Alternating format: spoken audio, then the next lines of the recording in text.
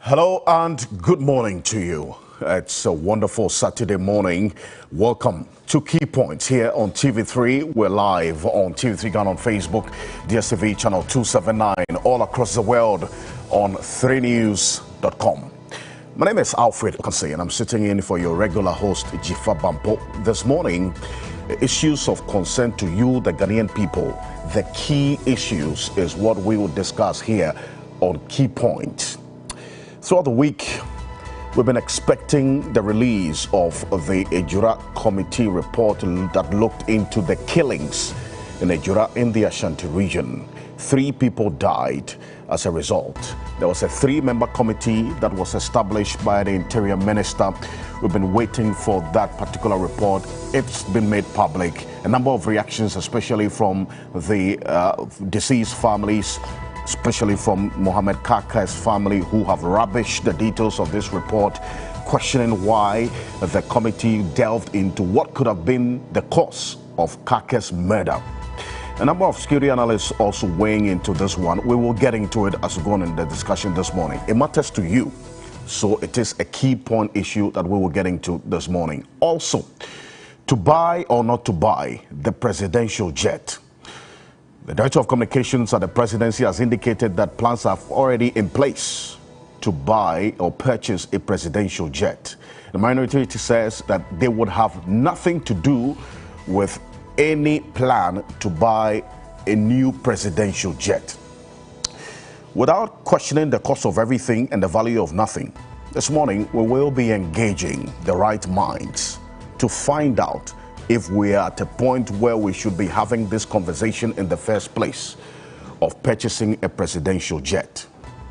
MMDCEs are being approved, others disapproved and rejected, accepted at the assembly level as required by law.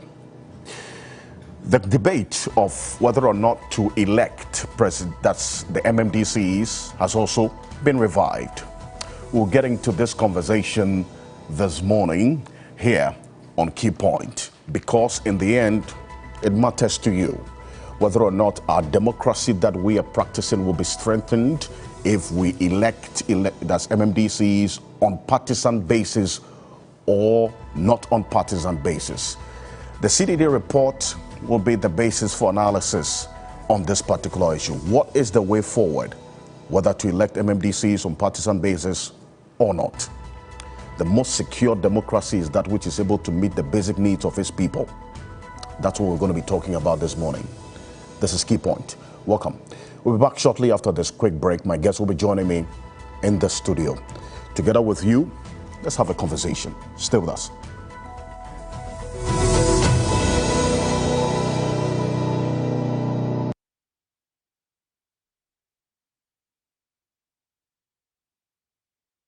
Hide prescriptions that made my glasses off, apart from the serious headaches it gives me. I study a lot. Keep changing contact lenses to design our spectacles. Then I heard about the laser treatment at Intersta Eye Clinic. It's fast and it's painless. It's comparably affordable, safe, and I'm free. Me here spectacles way.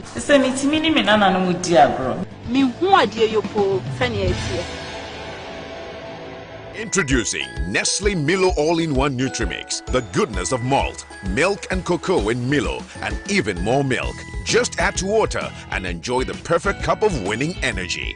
Milo! This advertisement has been vetted and approved by... As young girls, we had dreams. Dreams to be a star, dreams to stand tall amongst our peers, and dreams to be Ghana's most beautiful. Here we are as young girls, evolved into ladies and serving as role models to many. It has been a long journey, from the audition stages through to the live performances and eviction shows. We must say, it's been such an experience. From the low moments and the high moments, we have enjoyed every bit of this learning curve. From 16 down to 6 of us, the time for one of us to wear that prestigious crown is here, and we are super excited. It is the grand finale of Ghana's Most Beautiful 2021, the most anticipated finale, and I can say that the ladies and I are super ready. Yes, They are 6 beautiful, confident, and smart ladies poised and ready for this year's Ghana's Most Beautiful finale. Come see your ladies battle it out for the crown, the car, and a life of luxury and fame.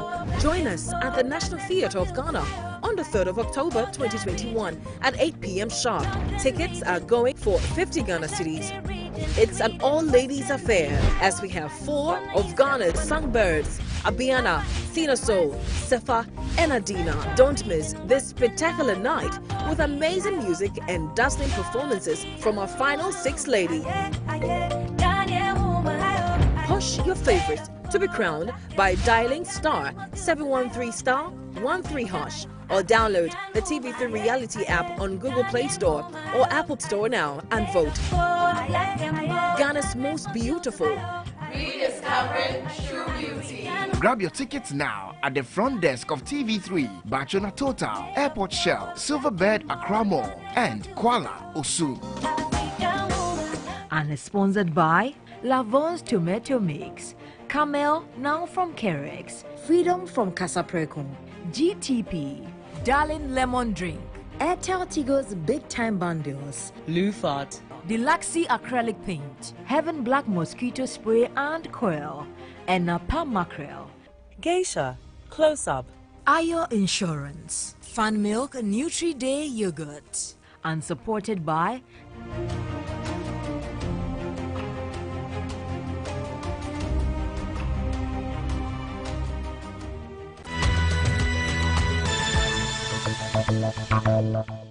Right now, we did chill for you right now. We just. All right.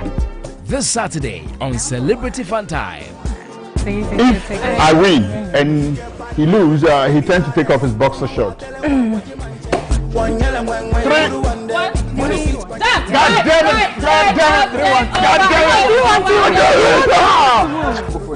it! Like that. Here again. So, how many legs does a spider have? 8. Thank you very much, my sister.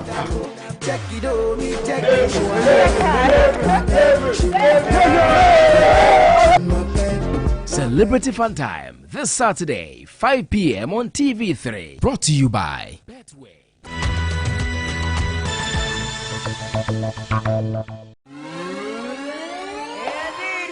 Music is that one thing that you didn't know you needed, but you have. Are you ready? Let go! Everybody put your hands in the air. The house party! Soothing music.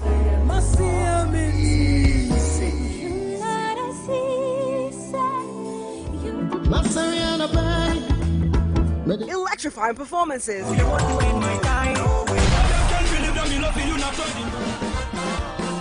Worthwhile interviews. Sometimes we do songs in 3 months, 4 months. Yes. Yeah. What? The best of the best. This year, where the party day today.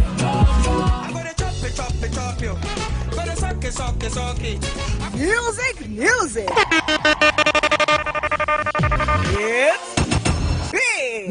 Music shows every Saturday at 8 p.m. on TV3. Don't miss it.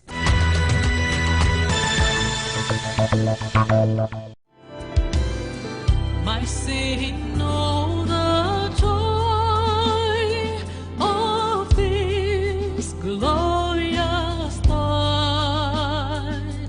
My sin not in part, but the whole. We bring you a show that gives you a good blend of gospel music, the word of God, and everything inspiration to a Christian heart. It is called The Summons, and it's a call to discipleship. It's a place where you connect with and also receive from God. And it's going to be brought to you by myself, Benjamin Ofeado, and Na Ashokor. Don't miss it. You'll regret if you do. The Summons, starting Sunday 3rd October at 11:30 a.m. and repeat on Wednesdays at 12 a.m. on TV3.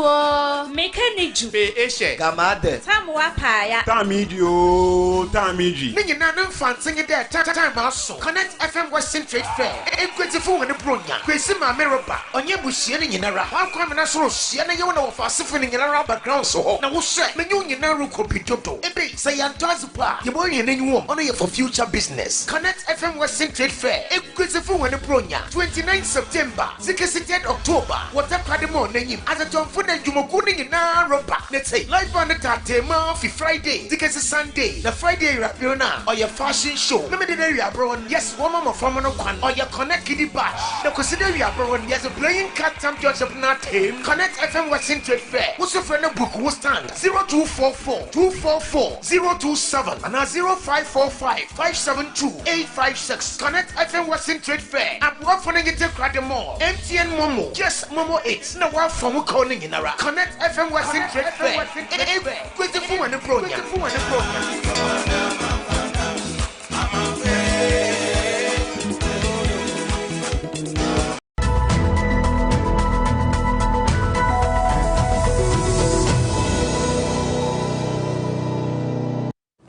Hello, welcome back to Key Point. We're live on TV3 Ghana on Facebook, DSTV channel 279, all across the world on 3news.com. We're highly interactive this morning as well because key issues that matter to you, the Ghanaian people, is what we will talk about here on Key Point this morning. So you have a say in what we say here.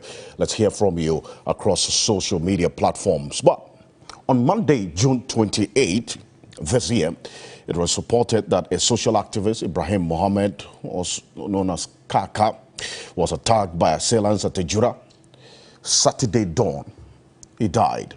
We got to know eventually that he was hacked to death by some persons in that particular area. Reasons, that's why this three-member committee was established by the Interior Minister to look into the disturbances there. The aftermath of his death also led to some disturbances that led to the death of two other persons after the military and the police combined force stormed Ejura. After this, we've been waiting for this particular report by the committee to be made public after it was submitted to the Interior Minister about 2 months ago, latter part of July. The report was made public.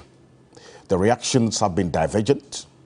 And most importantly, there are more calls for the recommendations about the way forward because the mandate of the committee was to assess the disturbances in Ejura, what led to the disturbances, make recommendations to ensure that this does not happen again. Are these recommendations made far-reaching enough to ensure that this will not happen again? Are the recommendations also serving justice, especially to the deceased families? These are the questions we're going to be asking our guests and you out there. Richard Kumado is a fraud and security analyst. He joins me in the studio. Mr. Kumado, good morning to you. Good morning, Nene. Thank you so much for joining us this morning. Let me also say that I'm going to be joined by the Honorable Peter Tobo. He's a member of Parliament for the Wild West constituency. He's a member of the Defense and Interior Committee of Parliament, and then also the former Executive Secretary to the former IGP. So he understands the workings of the Ghana Police Service, and especially because of the time where questions have been raised about the involvement of the military in that Ejura killing and what the way forward should look like. We'll look into what the committee says about that. Yabo Asamoah is the Director of Communications of the New Patriotic Party. He will be joining us as we go on. But let's set the pace for this conversation with an earlier interaction, Mr. Kumado, that my colleague Roland Walker had with Professor Kosienin of the Kofi Annan International Peacekeeping Training Center on his view of this particular Ejura committee's recommendations and whether it did serve justice to the Ghanaian people. Take a look. There are one or two surprises. I think the biggest surprise for me is the argument, or what I've termed as a very convenient argument, as to why the activist died and who the perpetrators could be. That I found very convenient, and I think a possible diversionary tactic to reduce the specter of even more violence. So that was, the main. If I recall vividly, and that's in the findings 10 on the observations that were made. 10. Why would that be convenient? It's based on a testimony, but of course the committee uses a word in the report, probably. Yeah, sure. And that is why I use the word convenient also. Because prior to the establishment of the committee, there were some statements as to this person's role that could be linked to the violence perpetrated by some people against him. Now, my argument is that the manner in which the police, the intelligence, the consistent failure of the political leadership in that town and the region to show a duty of care, and how that failure transformed this frustration into violence, meant that in choosing their words for that particular recommendation, the committee had to be extremely careful that the recommendation that they made as to their findings relating to the possible perpetrators and causes of death would not also excite or incite further violence. And that is why I call it a very convenient explanation. Why don't you seem surprised about, the observations you've made so far? Yeah, I mean, and that is why I call that explanation and conclusion convenient. Convenient in the sense that it seeks first to divert attention from other possible reasons and causes for this loss of life. But I think we are looking at a much bigger problem. We've experienced unfortunate loss of life. People have been maimed. A town has been traumatized. But for me, the report also, apart from this particular concern that I have, makes some very useful suggestions or recommendations. But Roland, you know as much as I do that establishing a committee is one thing, and the committee coming up with recommendations is another, and the levels of implementation of the recommendations a totally different ballgame. Throughout post-colonial Ghana's history, the levels of implementation of recommendations by committees of inquiry is probably between just 10 and 15% of the recommendations. So there isn't much that one can hope for in terms of these 10 recommendations. But similar to my appeal much earlier on that it serves our collective interest for the report to be released, I will still argue that it serves our collective interest for the first time for some effort to be made to implement as many of the recommendations as possible. Now, most of the recommendations targeted Ashanti region, although by extrapolation they are applicable to the whole of Ghana. So let me try and go through one or two of the most critical ones. First is the very welcome dismissal of the Metropolitan Chief Executive. And once more, I fault the report a little bit that the Ashanti Regional Minister ought to have been sanctioned, because he is the political boss of the whole region and the head of the Regional Security Council. The question to insert the soldiers raises questions as to whether that decision was made by the minister solely or collectively by the council. Because in terms of the national security architecture of this country, the statutory institutions under both the National Security Council and the regional security councils imply that decisions relating to how you use particular segments of those institutions to intervene in a crisis is a decision made by the council and not by an individual. That's number one. Number two, from Kake's initial attack to the family and the town's cry for a response, to the miscalculation by the police, the intelligence people, and the municipal chief executive, we see an interlocking and overlapping series of security governance failures, of crass incompetence, irresponsibility, leading not only to the death and maiming of individuals, but to the traumatization of a whole town. Most unfortunate, most unacceptable. So the report's conclusions are useful, but once more inadequate to ensure that we can deal with the problems that this has arisen.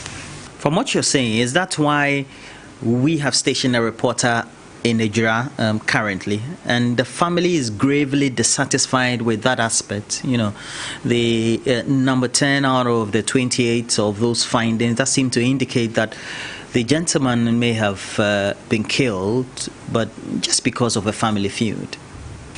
Yes, you would notice that SOPs can exist, but in this particular case, the assessments done by the police, either to request for reinforcements or to conclude that the police service were inadequately resourced in terms of logistics and personnel, and therefore he needed extra backup, could have been legitimate.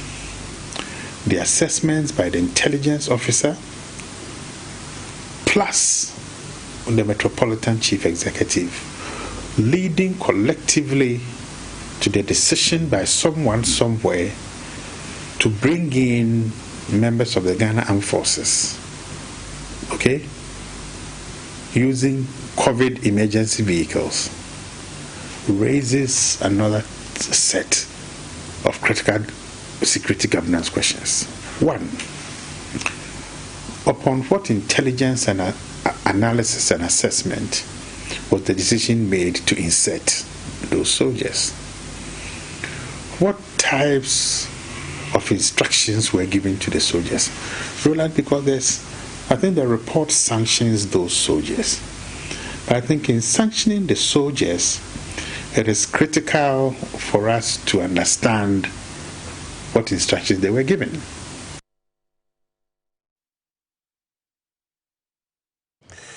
Well, so that was that exclusive interview my colleague Roland Walker had with Professor Kwesinin, who is the Director, Faculty of Academic Affairs and Research at the Kofi Annan International Peacekeeping Training Center. A number of things that he raised.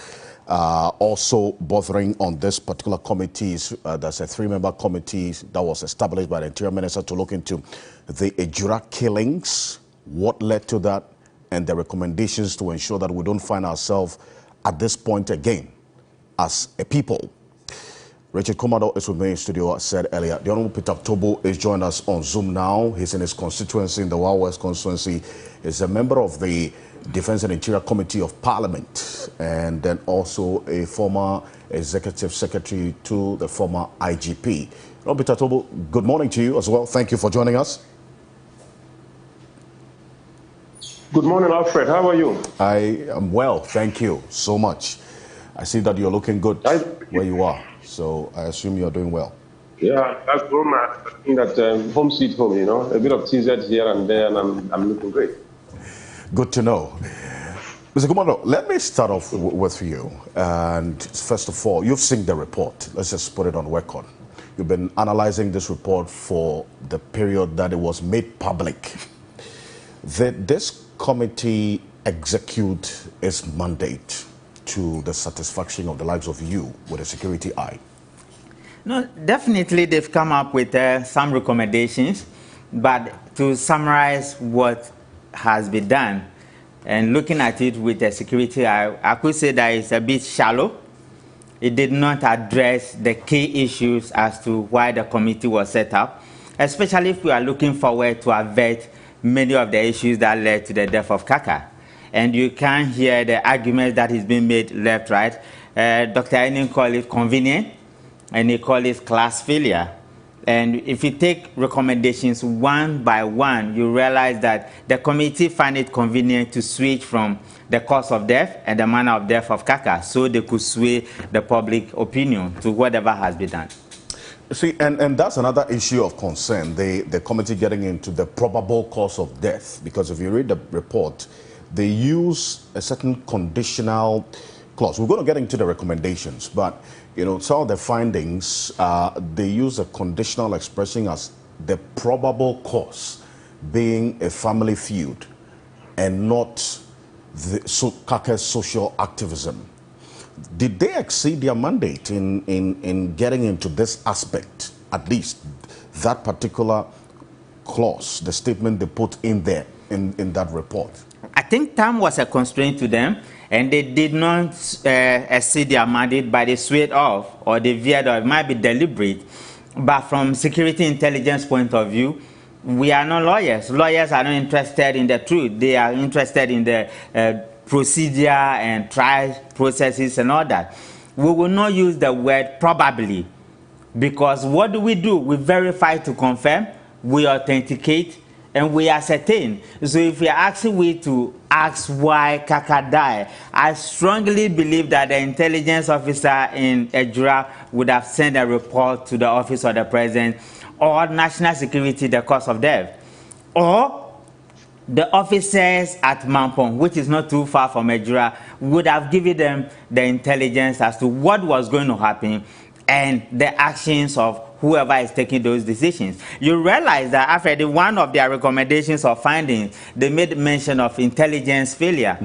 My brother Peter will tell you that security failure might not necessarily be as a result of what? Intelligence failure. But for me, what struck me most was not just the probability they went for, but two of the languages in there. One, they talk about adequate compensation for the people who died.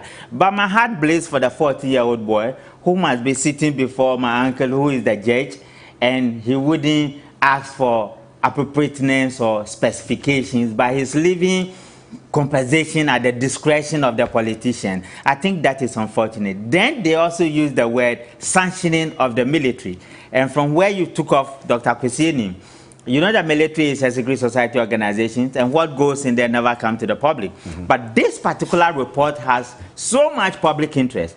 And sanctioning within the military could be you put a guard and a guard room for a number of days, or you deploy him to another place. And I think in recommending actions for which we have Kaka lost his life, and two other people, particularly the 14-year-old boy, I think we should be more specific in bringing out recommendations so that it become a guide into what happiness. And that is what I said initially. It doesn't really deal with the issues for which they were mandated to work. But having said that, they've come up with round recommendations, and we will pray that government to at least deal with some of those issues. Certainly. I mean, the legitimacy of this whole committee is in the implementation of its recommendations. And Professor Kwesini talks about the recommendations being satisfactory or reasonable.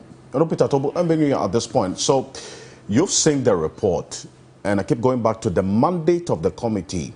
Did they execute the mandate as given to them based on the details of this report that has been released? Thank you very much, Alfred. Let me say good morning to our cherished viewers.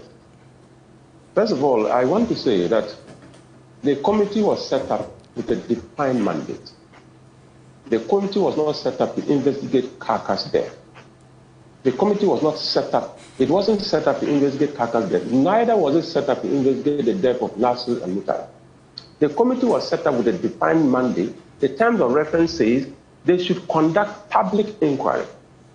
into the circumstances that led to the unfortunate incident. Even within the section of the terms of reference, we all know that it was an unfortunate incident that happened in Ejura. They were also to look at other incidentals or any other thing that they considered relevant during the time. This is what they were supposed to do.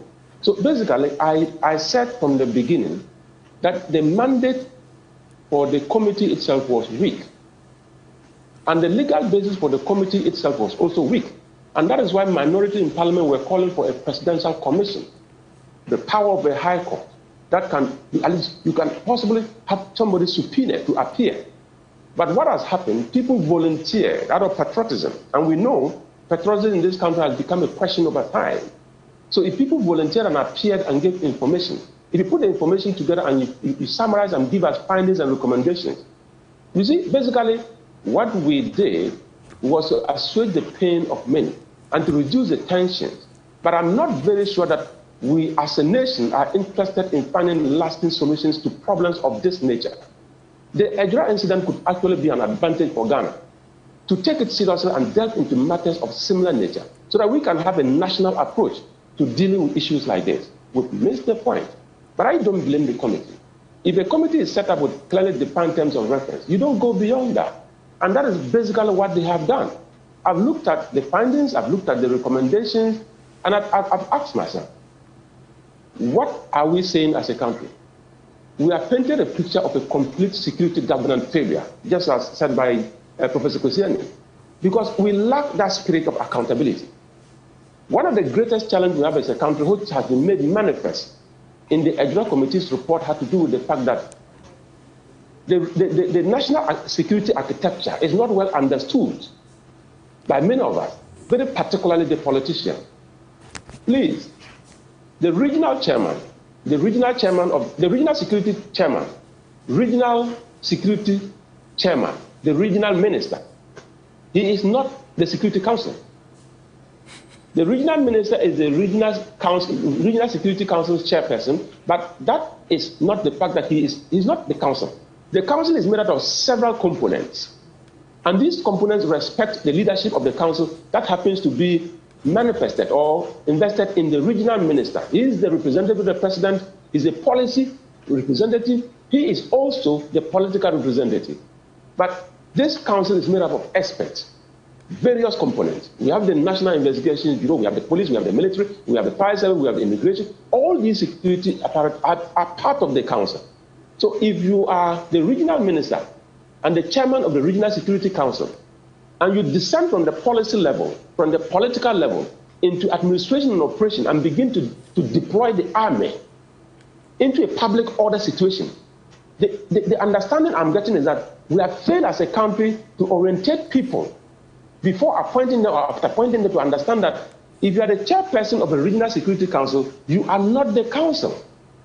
There are components in there that are supposed to be doing their work as you outline your security policy in line with your political direction. But if you decide as a regional minister to be doing the work of the police, to be doing the work of the army, to be doing the work of the National Investigations Bureau, you have reduced yourself to the operational level instead of staying at the strategic level, ensuring that government policy is what you drive, ensuring that the political direction of the country at the time is what you drive. But you don't take care of the administrative and operational matters of the council. That is absolutely wrong. And this is the mess that we have created, and Ejura has exposed us as a country. And we should take it as a matter of agency to deal with these matters. And I overheard somebody saying some time ago that all regional ministers and municipal security heads and district security heads or DCTs should be given some new kind of training to understand the security governance architecture of this country. And I think that I support that aspect. Because can you imagine that you and I are just walking around in town, we are politicians, okay? We have no clue about what security is. And all of a sudden, I am appointed a DC or an MC or regional minister, and I assume the position as the Regional Security Council chairperson, and I assume that I know better than the police who are in there. I know better than the military who are in there. I know better than the NIB officers. How can you all of a sudden become an expert in security because by virtue of the appointment you are the chairperson? That is absolutely wrong. And we must take that seriously as a country. There is also something in the report that Can I just conclude on this? Yes, please. There is something on the report that is quite disturbing. They painted the fact that the district commander was so incompetent, and they contradicted themselves by saying the district commander was challenged because he didn't have the right number of personnel required to be used for the operation. He didn't have the right amount of logistics to support him. He was not properly equipped. He was not properly maintained. And you know what? One thing we have failed to understand is that the 4 police units that we saw in Ejura are not under the command of the district commander.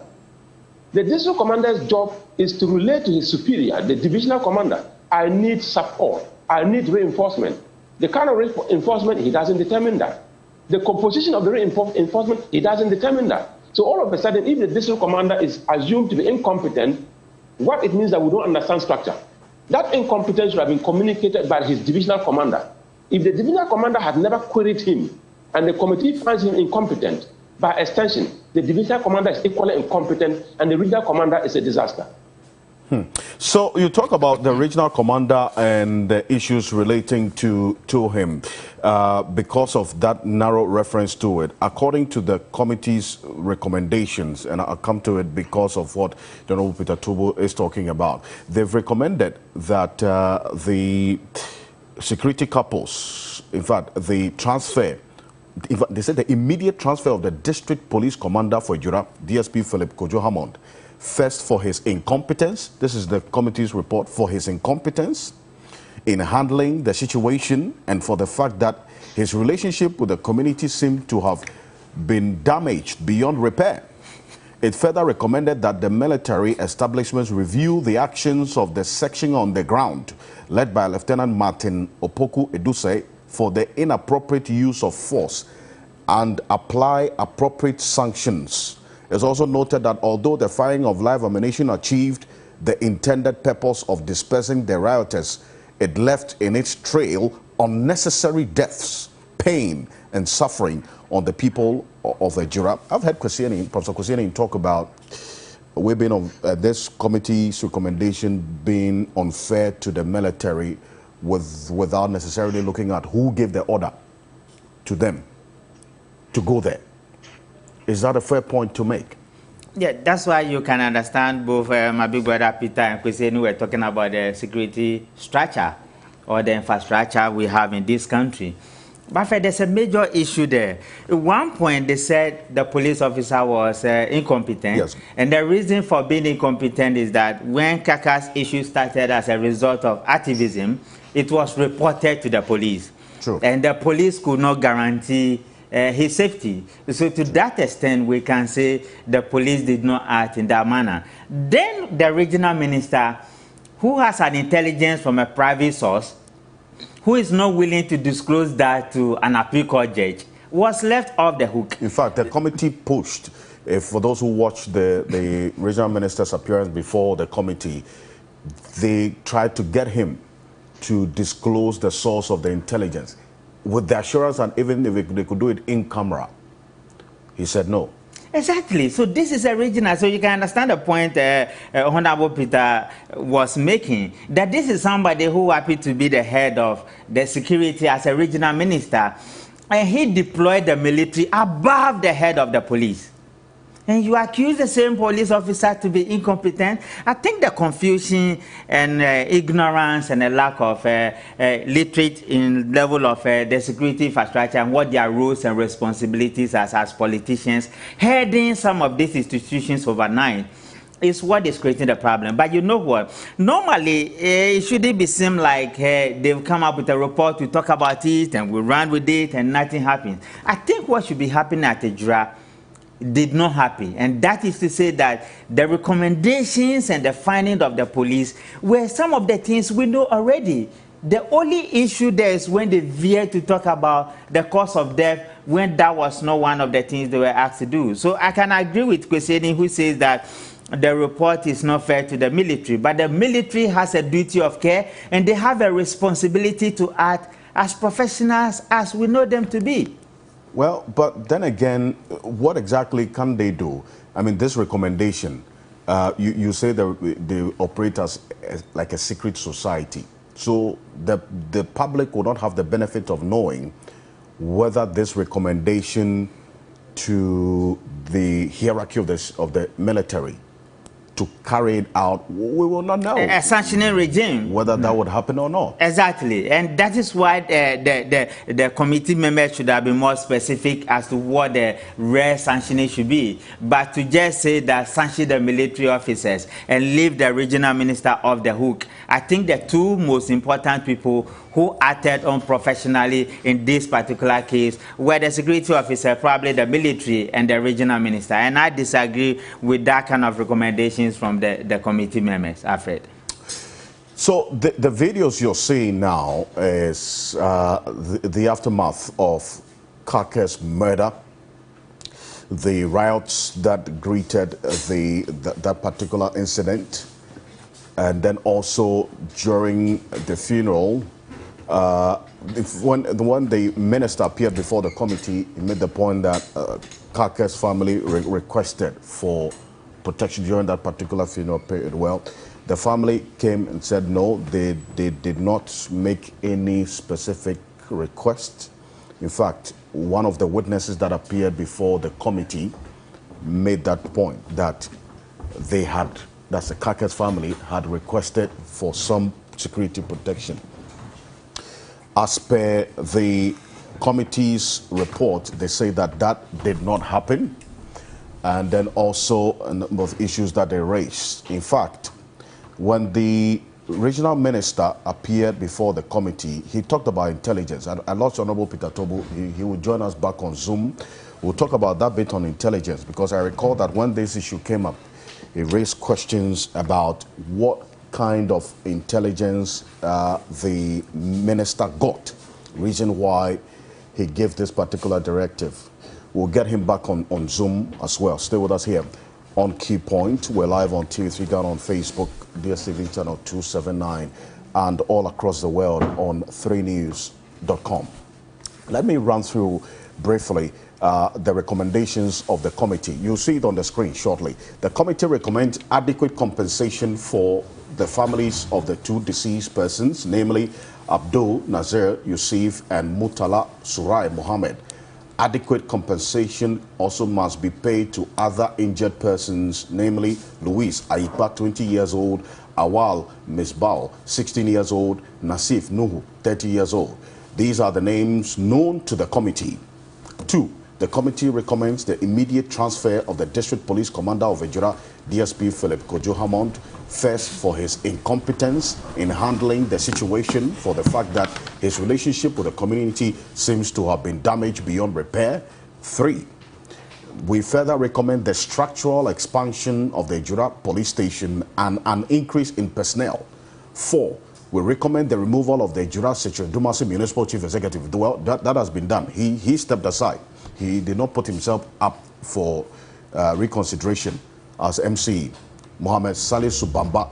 So Ejura, all things being equal, will have a new MCE, since his continuous presence as MCE would exacerbate the already tensed security situation in Ejura. 5. It is further recommended that the military establishment review the actions of the section on the ground led by Lieutenant Martin Opoku Eduse for the, quote, inappropriate use of force and apply appropriate sanctions. And that's where, Mr. Kumado, you say that these appropriate sanctions, the public would not know. Exactly. Because of the workings of the military structure, or the standard operating procedure for that matter. 7. We recommend the development of a joint standard operating procedure, SOP, for military police operations, including roles for indispensable allied agencies like the National Investigations Bureau, NADMO, Ghana National Fire Service, National Ambulance Service, etc. 8. We further recommend that the NCCE should intensify its public education in relation to the rights, obligations, and civic responsibilities of the people of Ejura. 9. It further recommends that all crowd riot crisis control units be made to wear body cameras, and all vehicles and mobile gadgets employed must also have cameras. This body cameras issue comes up again.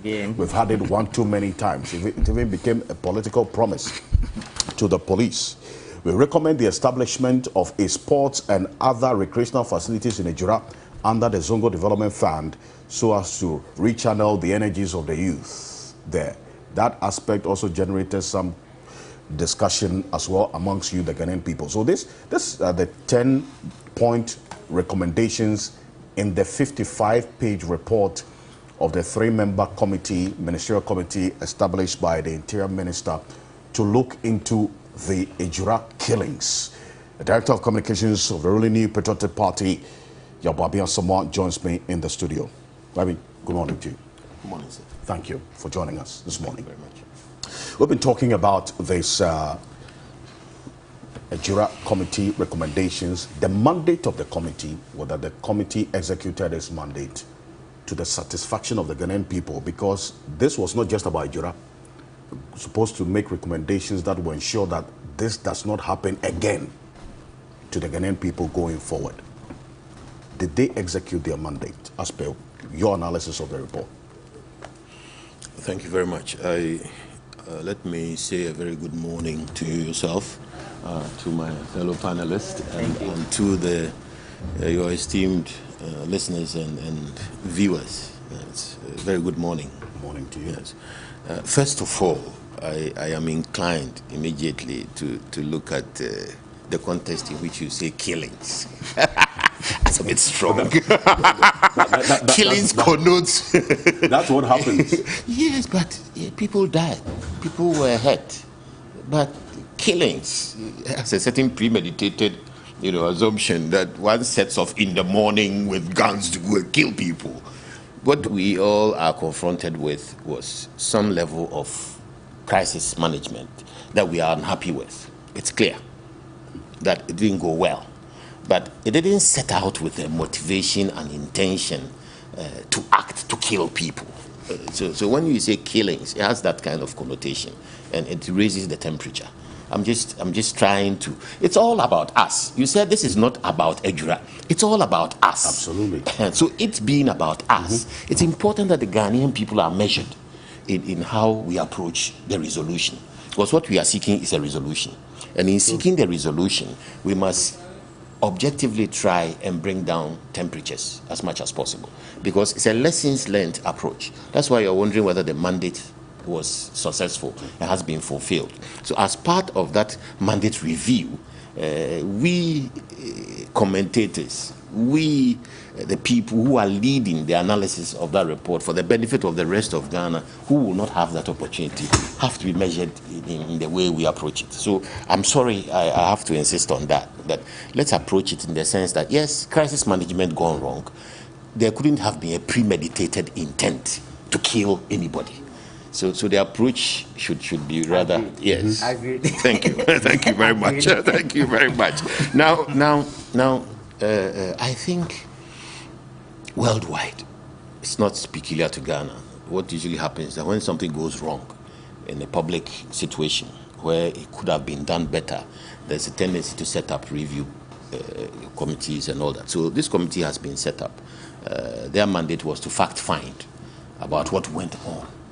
And they, to their best of knowledge, in the capacity that they had, have delivered this. And there are three eminent people who I can't fault.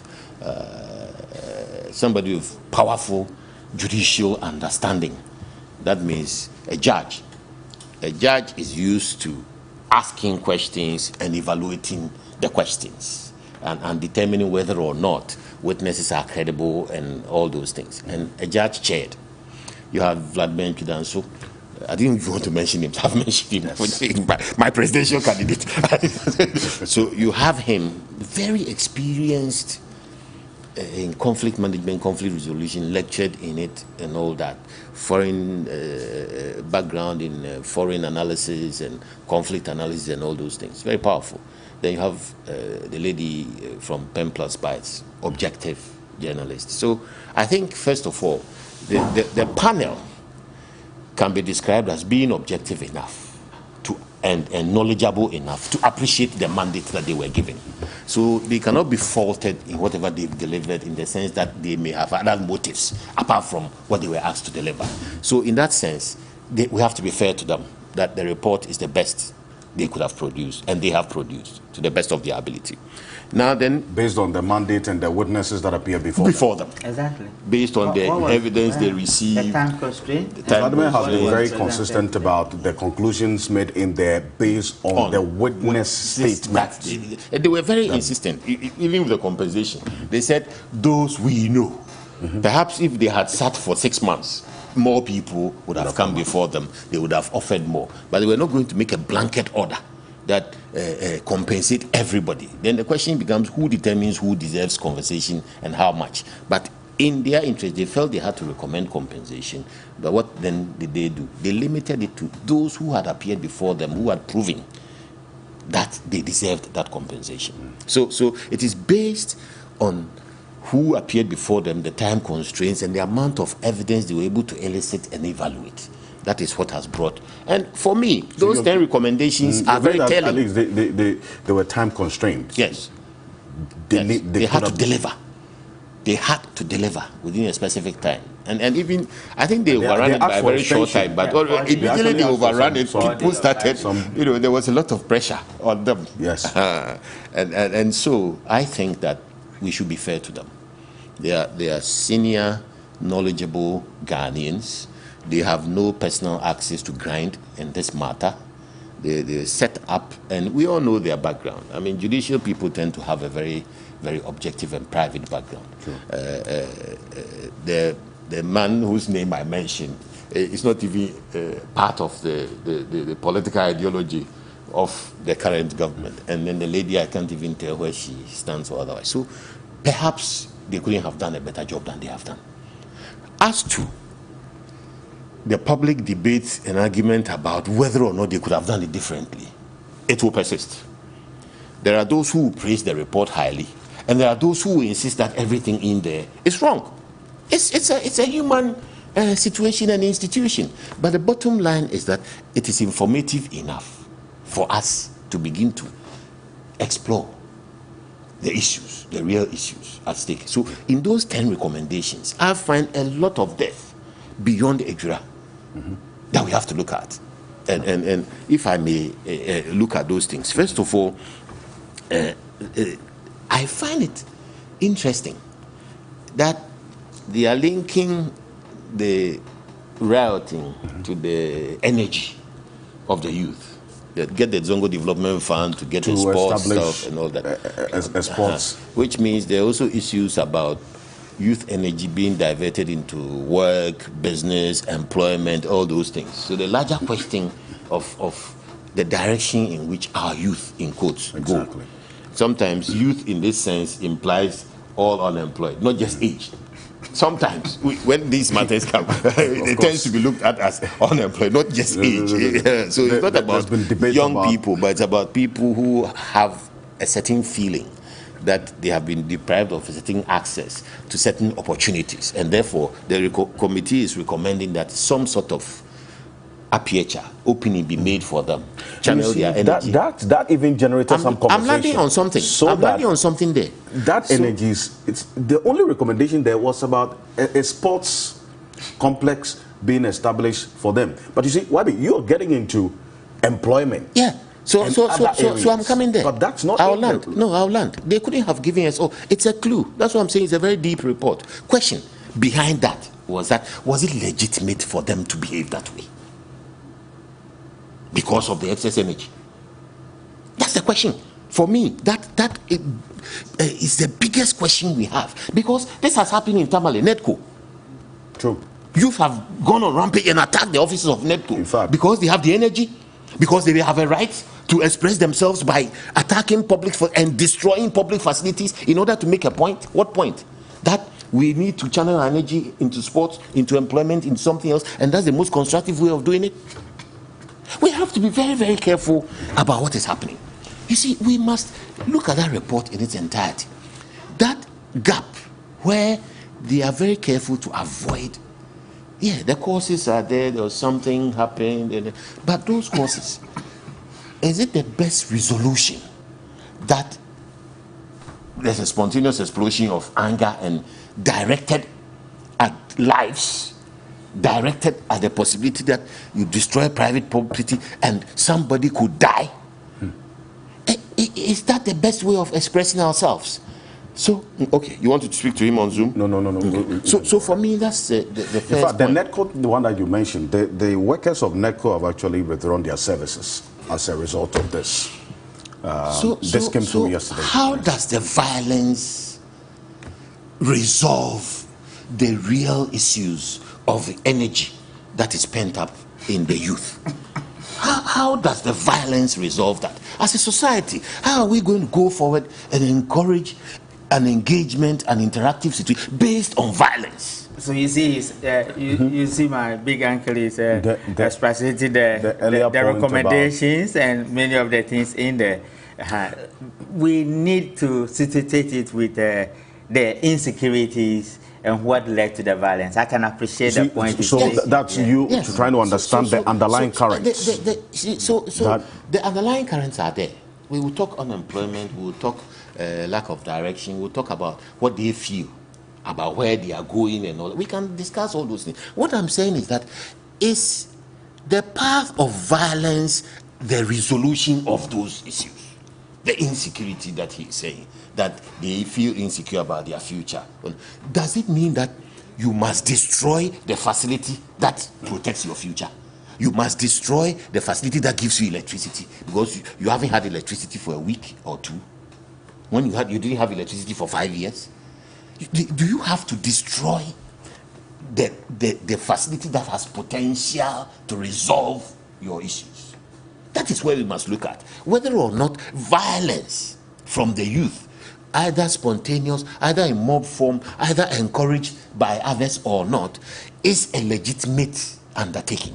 Because if we don't deal with that and approach this on the basis of, give them what they want, give them the compensation, give them this, give them a sports field, it's not enough, give them this, give them that, then you are not engaging on how policy should merge with that need at that level, youth in quotes, because like I said, we can't even determine the definition of youth in this matter, whether it's to do with age or it's to do with deprivation, unemployment. So youth is used to cover a myriad of events, situations, descriptions, circumstances. Whenever such a thing happens, then it's put in there, the youth did this, the youth did that. Then there's a certain set of stereotypes, assumptions. If it's the youth, then they don't have this, they don't have that. All those things are there. But does it mean that we are now legitimizing the use of force, the use of unbridled violence, the destruction of public property, and further deaths? Because you are talking about killings by the security agents. What they were doing could also have killed individuals. Well, but the committee actually made the point that in as much as the use of force was actually a response to the rioters' attack on the military, it left in its trail deaths, pain, and loss. Exactly. That cannot be justified as well. Exactly. That's the point I'm making. No amount of violence can be justified, whether from the law enforcement people, whether they didn't do their job well or not, and also from the youth who were supposed to be doing what they're doing, who brought the law enforcement people in the first place. So that's my first point. You ought to listen to Hold on to the second point, yes. Because I want to digest the recommendations. And I will give you that. Good. Then you can, because if you won't give me, I will digest I'll give it to you. Yes, so then I also want to look at... Mr. Tobo wants to react to that point you make about the violence, what led to it, the underlying currents, and the recommendation on how to address it going forward. That point that you made earlier. I haven't dealt with what led to it. So you're talking about... I'm talking about the avenue for dealing with... So that it doesn't happen again. Yes, the avenue for dealing with that discontent incipient in the youth. I'm asking whether, and it's a very specific question, whether or not violence emanating from that source is the most legitimate, viable, and acceptable way of resolving whatever gaps those people feel. That's what I'm saying. I'm not addressing the individual situations leading to that gap. Exactly, because then the Ejura case is a peculiar one, and that is why the committee has a specific mandate to look into that particular issue. Let me bring you at this point about that particular issue that Yababe and Samoa raised about violence being a response to some of these occurrences, not just in Ejura. We've seen in the NETCO situation as well, to the extent that that cannot be justified in any way, shape or form. How do we address that going forward? Thank you very much, Alfred. And let me say good morning to my good friend, Honorable Babu Asamoah. Listen, the committee was very explicit in stating that they did not consider what the youth of Ejura did as extreme provocation to warrant the military firing live ammunition into the crowd. And that is why I like the word killing, as you used it, instead of death. We went in there. Politicians. Can you hear me? Yes, I can hear you clearly. The military were deployed by a civilian, a regional minister. He deployed the military. So the wrong deployment ended with wrong results. And I have said that our lack of understanding of the security governance structure of this country has created this mess for us. The fact that the youth were violent, of course, was not right. Violence would definitely not give us any positive result. But violence is an expression of anger. So if the youth are expressing anger, to the point that the military will be firing live ammunition into the crowd. And the committee has concluded that that expression of anger was not a justification enough for extreme provocation. I think that the committee did a good job. What we all should be looking at, if the violence by the youth is not the right thing to do, what we need as a country is visionary leadership. A leader that understands that when you have a lot of pile-up energy within the youth, and they are frustrated, it's just like heating up a gas cylinder and not creating a vent for it. One day you only enjoy or suffer explosion. What happened in Ejura should not just be looked at as an Ejura issue. It is an epitome of what Ghana is becoming. That people are frustrated, people are angry, and if they are constructing youth centers and whatnot for the youth, let's think about the fact that if the one district, one factory is something we can push to ensure that the youth of Ejura will get employment. I'm sure, you see, they say the devil finds work for the idle hand. If the youth of Ejura are busy, they are employed, and they have a lot of stuff to get engaged in, it will reduce all these kinds of things. But for me, the failure of our understanding of this country's security infrastructure or security structure and our lack of accountability in matters of security has created this mess. So let's look beyond Ejura. Ejura is just showing us that this is the tip of the iceberg. There is a lot of rot in there. And I told you this morning, you and I walking here, okay, ordinary people, and all of a sudden, your party comes into power, and tomorrow morning you are appointed the regional minister, and by virtue of the constitution, you are the chairman of the Regional Security Council, and all of a sudden you think that you know better than the police, you know better than the military, you know better than the National Investigation Bureau officer, because you are the chairperson. The chairperson of the Security Council is not the council. You are only providing policy and political direction for the council. But the administrative and operational job is done by the various components in there. If we don't get this right, we'll continue to have civilians deploying military and frustrating the police, and we'll create a mess. And finally, we'll have shootings that will result in killings, reckless killings indeed. Yes. We have always had civilian control of the security services in democracies. That civilians don't know about how to shoot guns does not mean that in democracies, military, security, police determine how they deploy themselves. That is not the case.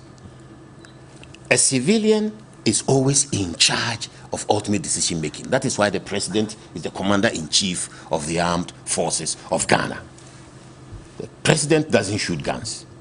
But if the president deploys soldiers to the northern border between us and Burkina Faso, the president expects the military to do their job. The president doesn't determine who shoots when. The president, the regional minister, who is sitting as chair of RECSEC, is there in his capacity as civilian manager of our armed force. But the internal workings of the armed force depend on the people themselves, the armed forces themselves. So if the regional minister deploys a section of troops to Ejura, the regional minister doesn't stand there and tell them shoot. That is why it is included in the recommendations that SOPs should be developed for this, and that is why it's included in there that the section leader should be dealt with by his managers, because the assumption is that the section leader must know what to do. You see, so then you see, two politicians. We will not politicize this. He said some very important things. We will not politicize this. We won't politicize this. We can't politicize it at all. There are three things. We agree. There are three things we agree on. Yes. We agree essentially that violence is not a useful way of achieving ends. I think Honorable Tobu and I agree. He's a law enforcement, but he would not like violence as a basis for resolving anything, not in his constituency, not anywhere. We also agree that there are initiatives ongoing that will generate opportunities. He talked about 1D, 1F and accelerating 1D, 1F. I find that very important.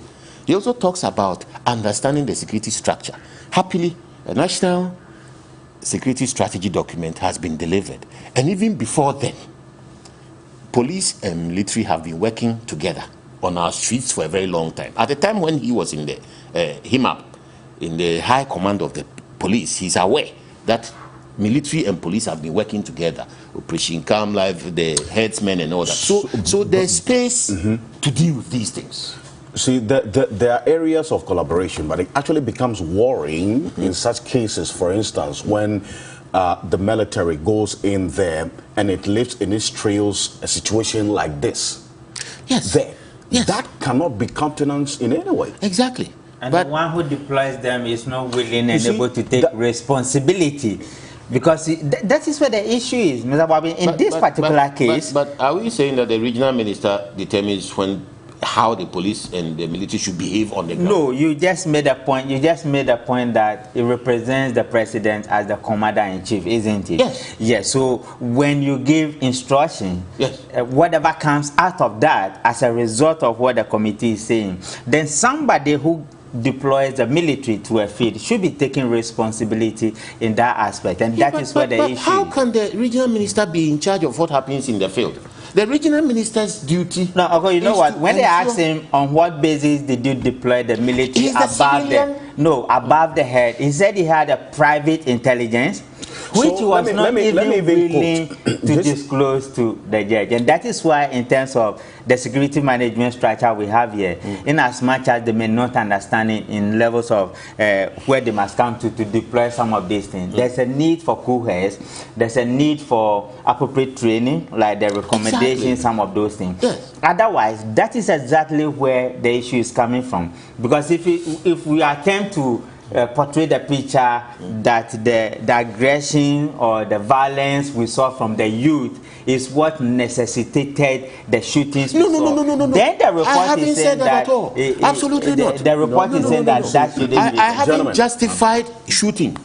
I have made three very clear points. The first point I have made is that we should avoid killing, because killing is premeditated. You say we shouldn't use the word. I agree with you. Yeah. Killing is premeditated. They set out from wherever their base was with intent to kill. Can we establish that? I don't think we can. That's the first thing I've established. The second thing I'm establishing is that violence from the youth itself is not the most progressive way of dealing with anger or pent-up feelings, as he said. That's the second thing I've said, that there ought to be better avenues than creating a situation like that. The third thing I've just said in reaction to what Honorable Tobu just said is that we have always had and will continue to have civilian control of the armed services. That is how the structure is in a democracy. Because he said the minister comes in and then he sits there and he thinks he knows what he's doing and all that. Okay. You understand? Those are the 3 points I wanted to establish. So stay with us, viewers. We will be back shortly after this quick break. We'll round up on this conversation and move on to the next, because this is an issue that is of great concern to you, the Ghanaian people, especially about the way forward, so that we don't come to this point again where people would lose their lives needlessly. as a result of such security failures. We will be back shortly. Stay with us.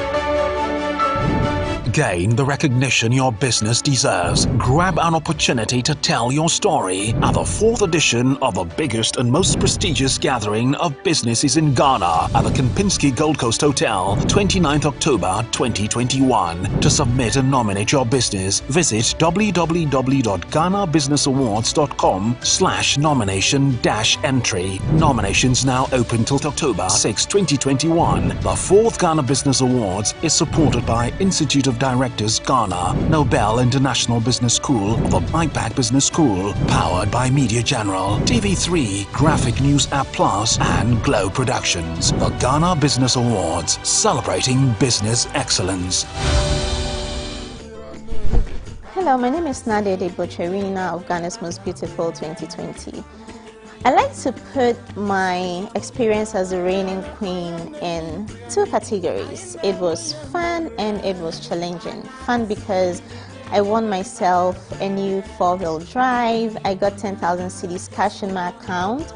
I got to retain the crown. That means that everywhere I went, I was recognized as the reigning queen. It gave me the chance to speak to people I otherwise wouldn't have met. Doors were open to me. You know, I loved the love that I got from all and sundry everywhere I went across the country. But it was also challenging because I had work to do and I had to be creative and innovative. When I started Ghana's Most Beautiful, it was a personal decision, but by the time I got to the end of the contest, I had become part of a community and it now became my responsibility to serve that community. But it's been such a satisfying journey and I loved all of it all the way.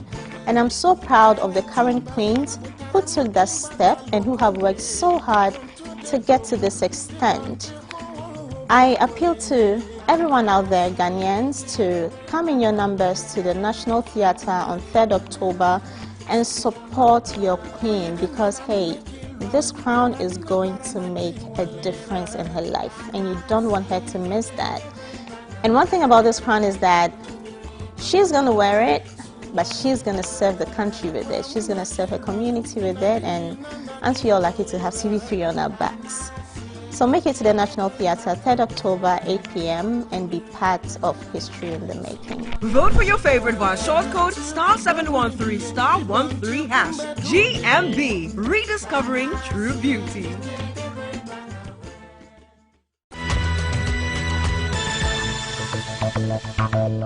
It's about to get more sporty with a touch of super entertainment with your favorite stars. And we played the quick thing, get the chaskele, the football. Who should I take? Sonny Cruz?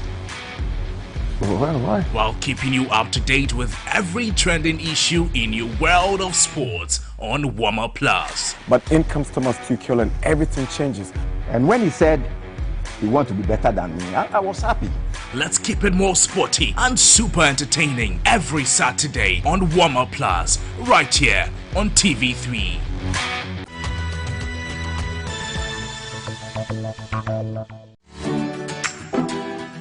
They have many things in common. Their taste for what's trending, eagerness to spill the news, excitement to share a new recipe, readiness to commit, willingness to book that event. Ultimately, the vibe to make your imaginations go wild. The Ladies Circle. Every Saturday, 6 p.m. on TV3. Brought to you by Yaz Sanitary Pad, Vodafone, GTP, still timeless. Woodin, Cowbell, Our Milk.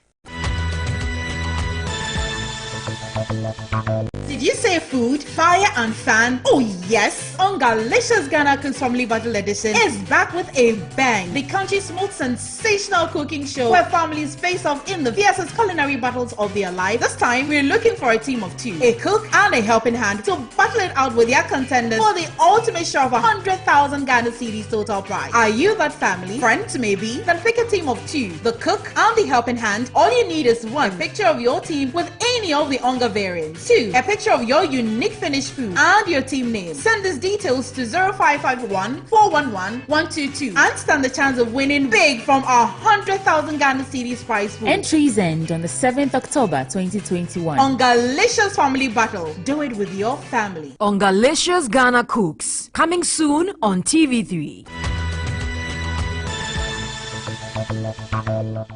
Who wants to be the next gospel star? CJ Multimedia, in collaboration with TV3, present The Next Gospel Star Season 2. The Next Gospel Star, the only strictly gospel talent hunt show in Ghana, is back on your screens again with The Next Gospel Star Season 2. The 20 contestants ready to do battle for the 13-week gospel reality show are Becky, Entry, Afi, Gloria, Nesta, Portia, Matilda, Saratu, Cosmos, Tandy, Happy, Na, Precious, Judith, Akurugu, Clark, Joe, Ejura, Stefan, and Francis. Who wins the ultimate prize of 10,000 Ghana cedis plus an all-expense-paid trip to Dubai and pocket money? That's not all. A recording contract also awaits the ultimate winner of the Next Gospel Star Season 2. To vote for your favorite contestant, dial star 365 star 300 hash and enter the name of the contestant. You can also log on to www.cjtv.com.gh and vote.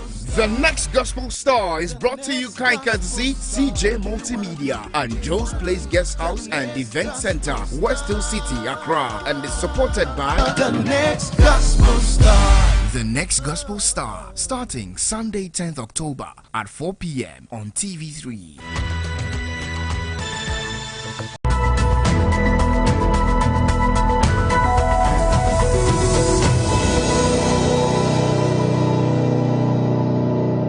Come back to Key Points here on TV3.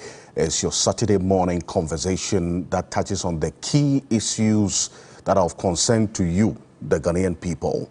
And a number of you have been sharing your thoughts with us as we are very, very interactive this morning. And this is Kweku from La Paz says, good morning. I think the committee did a poor job. They did not meet the requirements of the terms of reference. And I started this conversation going to the terms of reference so we understand exactly what the committee did. Also, Musa Abattoir in Kumasi. From all indications, the committee that probed the Ejura killings was established to shield some people in government who were on record to have admitted they are behind the unacceptable act. I'm calling on the leadership of the Zongo community to step in by adding their voices for justice to be served. Good morning, Alfred.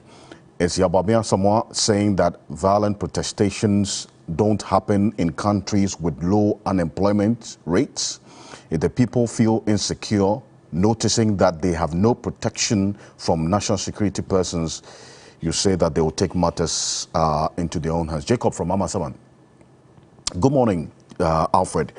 So on what basis did the good people of Ejura embark on the demonstrations? Because we are all aware that the demonstrations were organized because some people killed Kaka based on his social media activism. Well, at this particular point, the committee disagrees. They say the probable cause could have been a family feud. In fact, that's been one of the major disagreements from Kaka's family. This aspect of the committee's report, the probable cause of death not being as a result of his social media activism, but as a result of a family feud. When I engaged Professor Vladimir Ntridanso earlier in the week, he said that they were only basing this on the testimonies of the people who appeared before them. But could this have been avoided? You know, Peter Tobu, could this aspect of the report have been avoided, at least so that then we know that they are not, and he made the point they were not mandated, and that's as Rabi you said, they were not mandated to establish the cause of death of Kaka. So this particular probable cause, did it have to find its way into this report in the first place? General Peter Tobu, can you hear me? Okay, unfortunately, we'll connect you. Can you unmute? Unmute for me? Yes. Can you hear me? I can hear you, but it's quite faint. Okay. Let me speak out a little. It's better now. You can go ahead. I think that when I started, I said the committee's job, by their terms of reference, had nothing to do with the murder of Kaka. The murder of Kaka is a criminal matter that is under investigation by the police. The committee's job was to just find out what led to the happenings in Ejura, the unfortunate happenings. Unfortunate. Hold on a bit for me. We'll rectify the audio with your Zoom. We'll come back to you. And this, all right, thank you. Fantastic. This question goes to you. So this is what has generated, and in fact, not just from Kaka's family. I think earlier, Mr. Commodore also raised a point about going into the probable cause of death. It sort of then raises other relative concerns. And to the family, this has not served them justice. So this is part of the way forward, that justice should be served, so that going forward, we know that people will be committed to ensuring that this doesn't happen. They say justice has not been served with this report because of some of these things that the committee talks about, the probable cause of death, which they do not have the mandate to further investigate. You see, so then saying that his cause of death is not linked to his activism. I can appreciate the committee's discomfort. At the same time, I can appreciate, in a sense, the section of the public who believe that we must conclude that Kaka met his unfortunate end because of his social media activities. Because that was the first report that came out. In Ghanaian terms, first reporting tends to go very far in terms of credibility. But really, could this committee, in the timeline given them, have established firmly the cause of death in order for consequential actions to happen? Because if they establish it, whoever they establish it against is not going to get away with it. True. So you need to separate that and have a formal, proper police investigation go on there. That, for me, I think is so critical that you don't saddle this committee with the onerous task of concluding firmly. So they could have also avoided the probable cause of death in that report? That is not fair, because when you are looking at events leading up, there's a certain remote connection between whatever happened to Kaka and the explosion in Ejura. The question is, how firmly could they handle the exact cause of death as against the impressions after the cause of death leading to the explosion? Am I making sense? Yes. Yes, because something happened exactly to make him lose his life. The consequential reaction was that certain things were said about how he lost his life, leading to certain emotions arising, and then the explosion, right? So the question then becomes whether or not the committee could have established exactly what caused him to lose his life. That's a different mandate from... Yes, which was not part of their mandate. So then the point is, if it wasn't part of their mandate to establish the cause of death, why state the probable cause of death? Because perhaps they couldn't have dealt with their terms of reference and mandate in terms of attempting to look at how the explosion came in the youth, how the youth started rioting, without establishing some level of connection.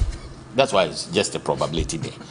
Because sincerely, I don't see how that three-man committee could have taken on the job of investigating the exact cause of death and coming out and saying that he died because of this. So could they have better stayed away? I honestly, I can't second guess the committee. I was not on it. I was not part of this. I couldn't have the exact. But considering the reactions after this report has been made public, and that aspect, that aspect is being engaged and challenged rigorously, because there are people who feel that the connection must be made. They are legitimate. They have a right to their opinions, so they will insist. You understand what I'm saying? And then there are people who feel that the cause of death must be established at all costs. They also have a right to their opinions. But in effect and in fact, what could the committee have done? Could the committee have established the cause of death? No, it's not their business. But could the committee have made some deductions, some inferences, that this explosion didn't start spontaneously for nothing? It started because something happened in Ejura. What happened in Ejura? Kaka died. You understand what I'm saying? So then they say, okay, since the man died, there was something to do with the death and it blew up and all that. Maybe what they could have gone ahead to try and establish was whether or not there was validity to the assumption that he died because of a family feud or social media, and even that it's a bit tenuous. Because until you establish the exact cause of death, well, if you say it was because of the social media, then you are saying that so maybe there was a contract killing. Do you have enough evidence of that? So did they have enough evidence of the family feud approach that they adopted? Say yes, it is based on the interviews they had and all that. So for me, the next step is what is important, the police investigation. The people who are clothed with the power and authority, they must move fast and come up with the facts, because consequential processes have to happen. Maybe people have to be prosecuted for murder. You understand? And that committee wasn't seized with that situation. John Wotobo, can you hear me now? Can you hear me? Yes. You can continue the point you were making earlier. Yes. Thank you very much. I think what I said was the fact that it wasn't the committee's responsibility to go and investigate the murder of Kaka, neither were they to investigate the murder of Nasi or Muta. They were there to do a public inquiry to see what.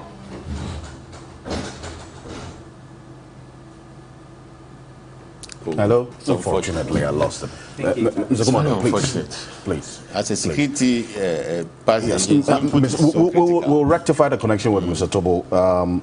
We brought him into this conversation for some specific reasons because of his background in security as well.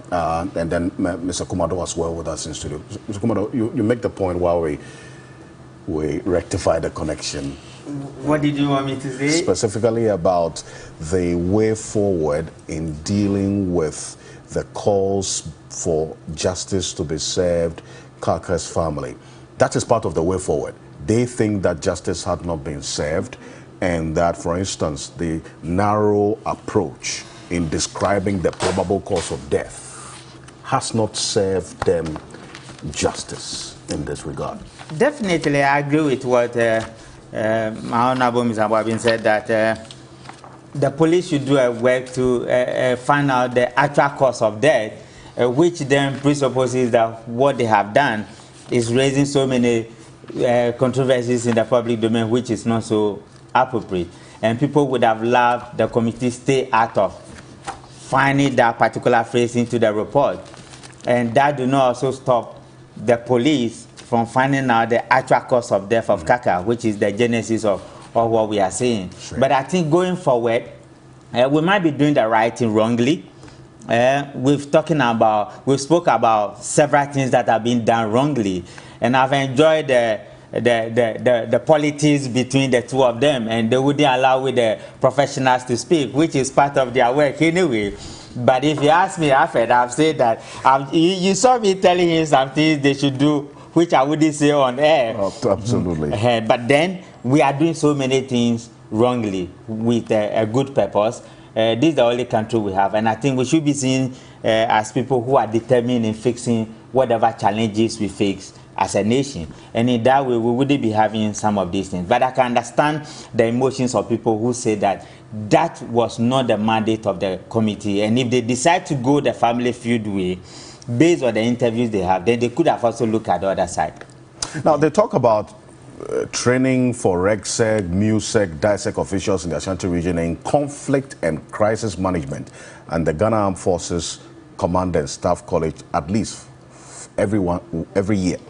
They also recommend the development of the standard operating procedure. It's extremely important because, you see, if the SOP was laid out, then we can refer to whether there was a standard operating procedure and in what happened in Ejura. These recommendations Are they far-reaching enough to ensure that we will not find ourselves at this point again in the future? Finally. No, for we within the security sector, as somebody who has worked with the BNI for several years and have dealt with this issue of security, there has always been inter-agency deployments and collaborations, and we never have problems.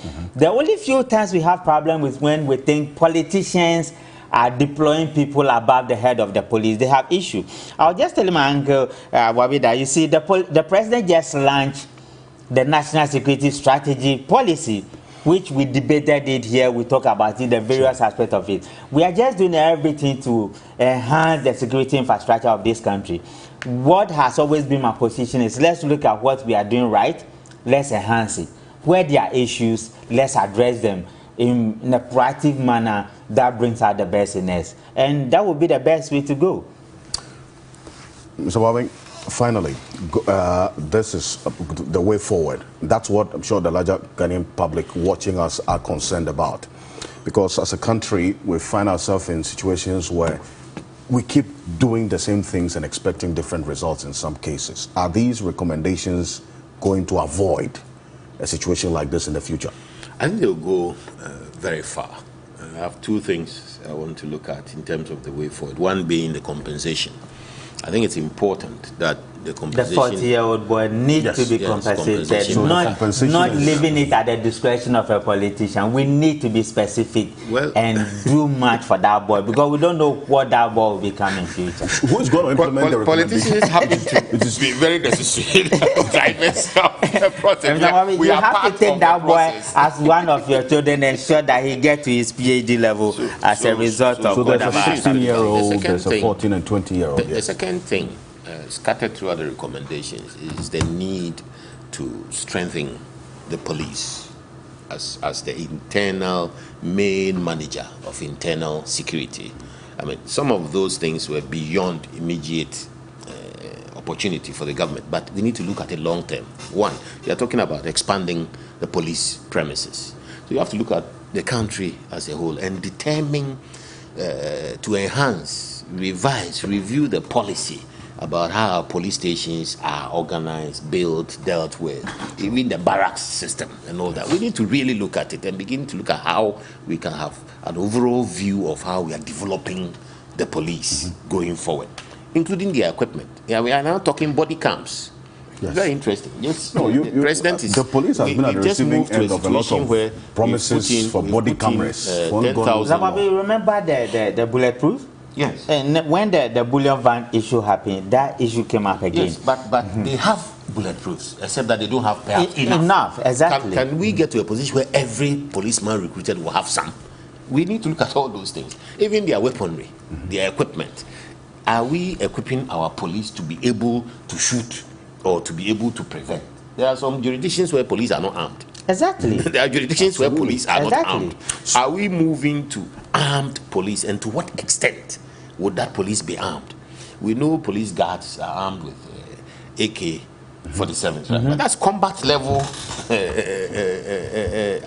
what do you call it? Combat level weapon. Are we seeing policing, internal policing, in terms of combat level preparedness? Exactly. These are matters that the national security document looks at in seeking the police to revise their entire outlook and move forward. And for me, the incipient things I pick from those recommendations are that we need to go out there and look at it, because you can't expand the Ejura police station alone and leave the other ones. Techiman one, or next time then something happens to Techiman, you go and expand the Techiman police station.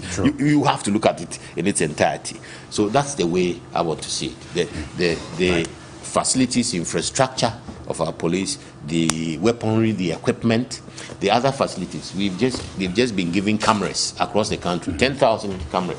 And the recent robberies, you could see that we now were shown the police capacity to see how far do those cameras go in terms of being able to trace people. Then you come to addressing.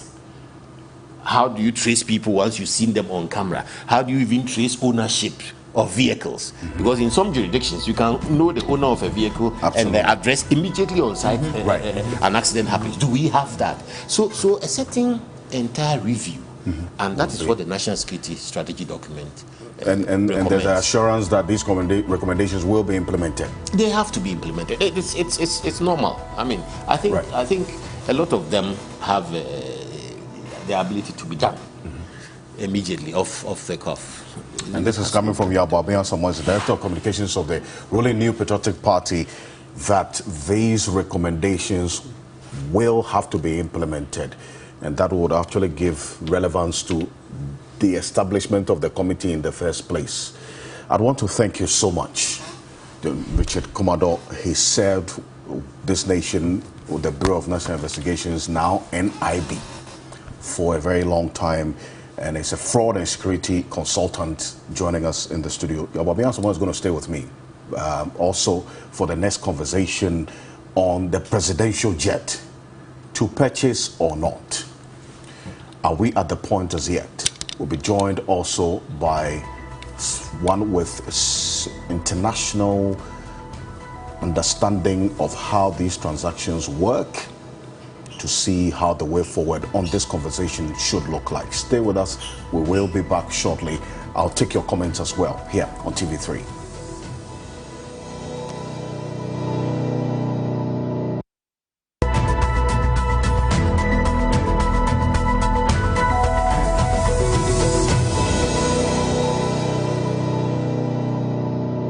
Using Nestle Milo All-in-One Nutrimix, the goodness of malt, milk and cocoa in Milo, and even more milk.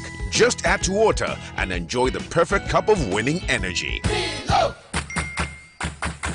Milo! This advertisement has been vetted and approved by... From 16 beautiful and intelligent women, 6 have made it to the ultimate grand finale of GMB 2021. Who will be crowned Ghana's most beautiful queen 2021? Sunday, 3rd October. Is it Safwa,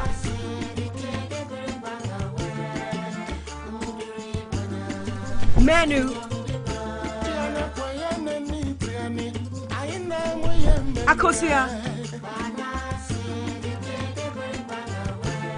Mfojo, Settle, Wedaga? Vote for your favorite via short code *713*13#. GMB, rediscovering true beauty. And is sponsored by Lavon's Tomato Mix, Camel now from Kerex, Freedom from Casaprecon, GTP, Darling Lemon Drink, Airtel Tigo's Big Time Bundles, Lufat, Deluxe Acrylic Paint, Heaven Black Mosquito Spray and Coil, and Napa Mackerel, Geisha, Close Up, Ayo Insurance, Fun Milk Nutri-Day Yogurt, and supported by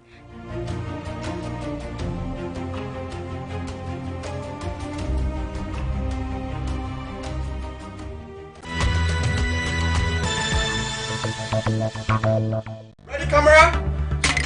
Berla Mundi is a renowned Ghanaian media personality and women's advocate. She is passionate about social issues and takes exceptional interest in telling life-changing stories. Can you believe through this Ababoya, I've been able to complete University of Cape Coast. Welcome to Asin Kushia. This is actually the cleanest city in Ghana. Life is not a competition. Keep to the pace. Action! Welcome to the Day Show, guys! The Day Show unravels life-threatening stories. Before they can steal more babies, they need dead bodies to be showing parents that your baby is dead. The passion, the fun, and sometimes not so very pleasant moments. Yes, I have suicidal thoughts and homicidal thoughts. Tell your story to inspire. After all, everyone has got one. The Day Show with Berla Mundi now shows on Thursdays at 9 p.m. and repeats on Saturdays at 3 p.m. on TV3.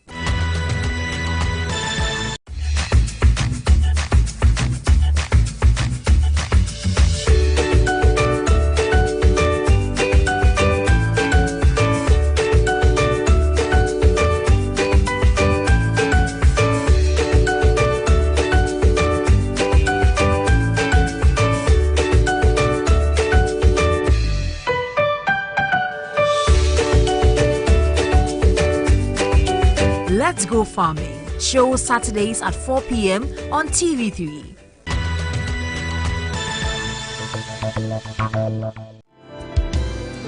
My sin, know the joy of this glorious thought.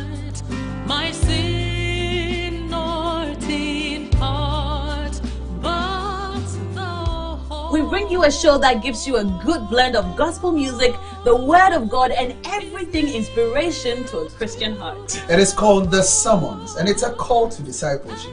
It's a place where you connect with and also receive from God. And it's going to be brought to you by myself, Benjamin Ofeado, and Na Ashokor. Don't miss it. You'll regret if you do.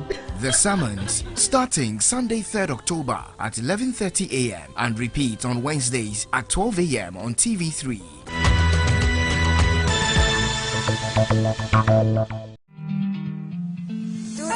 I will have a round of applause and drum rolls to really congratulate and really celebrate this veteran pioneer journalist who's been on our screens for so many decades. I'm the last of 8 children. Yes. So I guess there was that yearning to also lead somebody. Have you always loved journalism?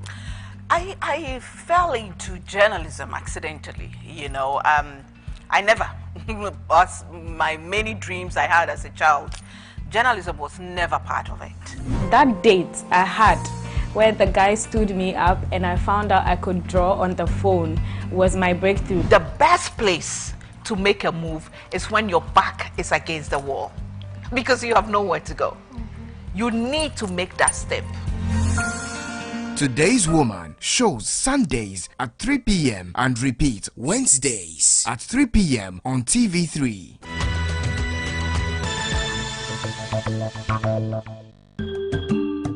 After sweeping through 15 countries and hundreds of dirty homes, the worldwide hit show, How Clean Is Your House, is about to find its way into the lives of everyday Ghanaians. Ghana's very own knowledgeable and entertaining hosts, Paulina and Wafake, and other guest presenters would visit different Ghanaian families every week and give them expert advice on how to make their homes cleaner and a safer place to live, as well as how to eradicate some of the bacteria and germs that may cause deadly diseases. 2 episodes will focus on how to protect your home and family against the dangers of COVID-19. How Clean Is Your House? Coming soon on TV3.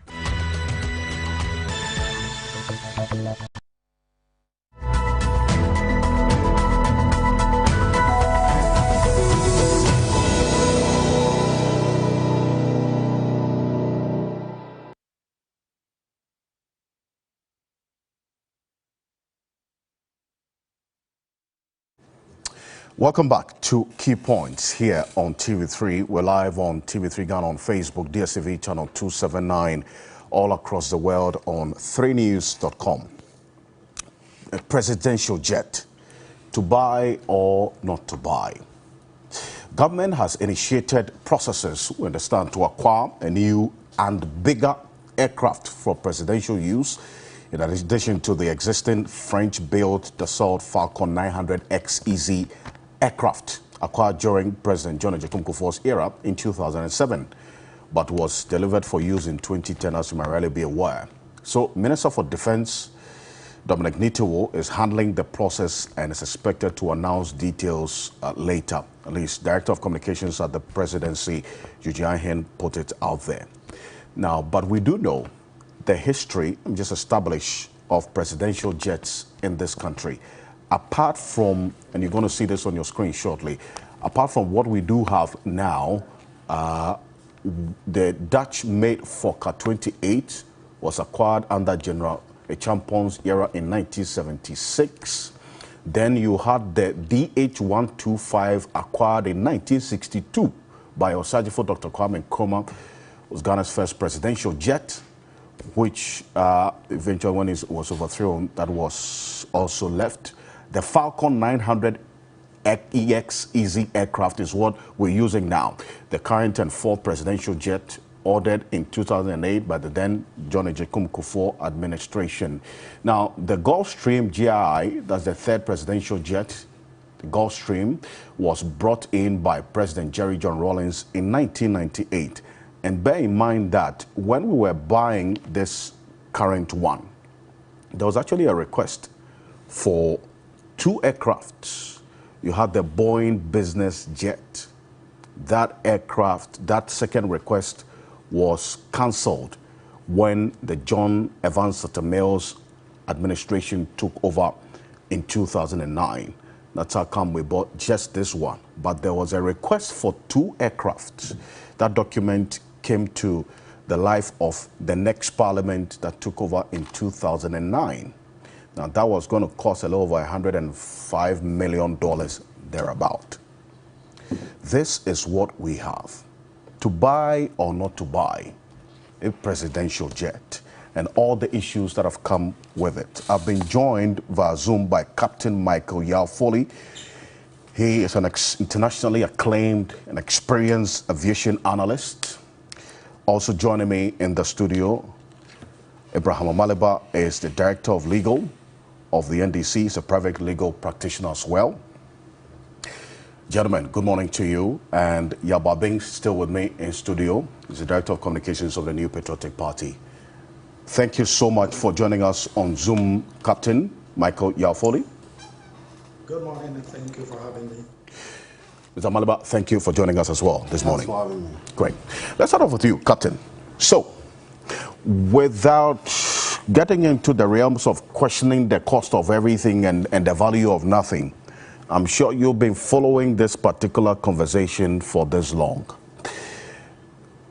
Are we at this point where we have to consider the purchase of a new presidential aircraft, having in mind the existing one, the Falcon 900 ES Easy aircraft used by the president, which according to the defense minister was not fit for purpose? Well, you know the saying, if it's not broke, don't fix it. Various reasons have been assigned for wanting to buy a second presidential jet. And listening to all these reasons, I, from a professional point of view, I don't find the reasons tenable. First of all, we are told that the Falcon is not serviceable, and it is dangerous to fly the president on. This was one of the reasons that was assigned earlier on, according to my understanding. But subsequently, we've been told that the Falcon at present is being used to fly presidents of Liberia, Guinea-Bissau, and another country. So the question of it not being serviceable plainly does not exist anymore. It's not valid. It is serviceable, and it is being used to fly other presidents. Secondly, we are told that it does not have the range. So we need a bigger one to fly longer range. Now the question is, what range are we looking at? This Falcon can fly direct to London. It can fly directly to almost all the European countries. If we're talking about range, then what are we going to say if the president starts doing business in China, in Shanghai, or in China? Are we going to start looking for a jet that can fly directly to China? And from what I understand, I don't have the evidence for it. When the president went to New York recently, the jets that he used even landed in Cape Verde or so to refuel.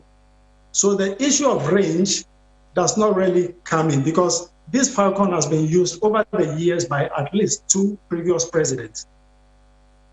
Now, if we are saying that it has technical difficulties, that worries me, because an 11-year-old aircraft in aviation terms is just a teenager.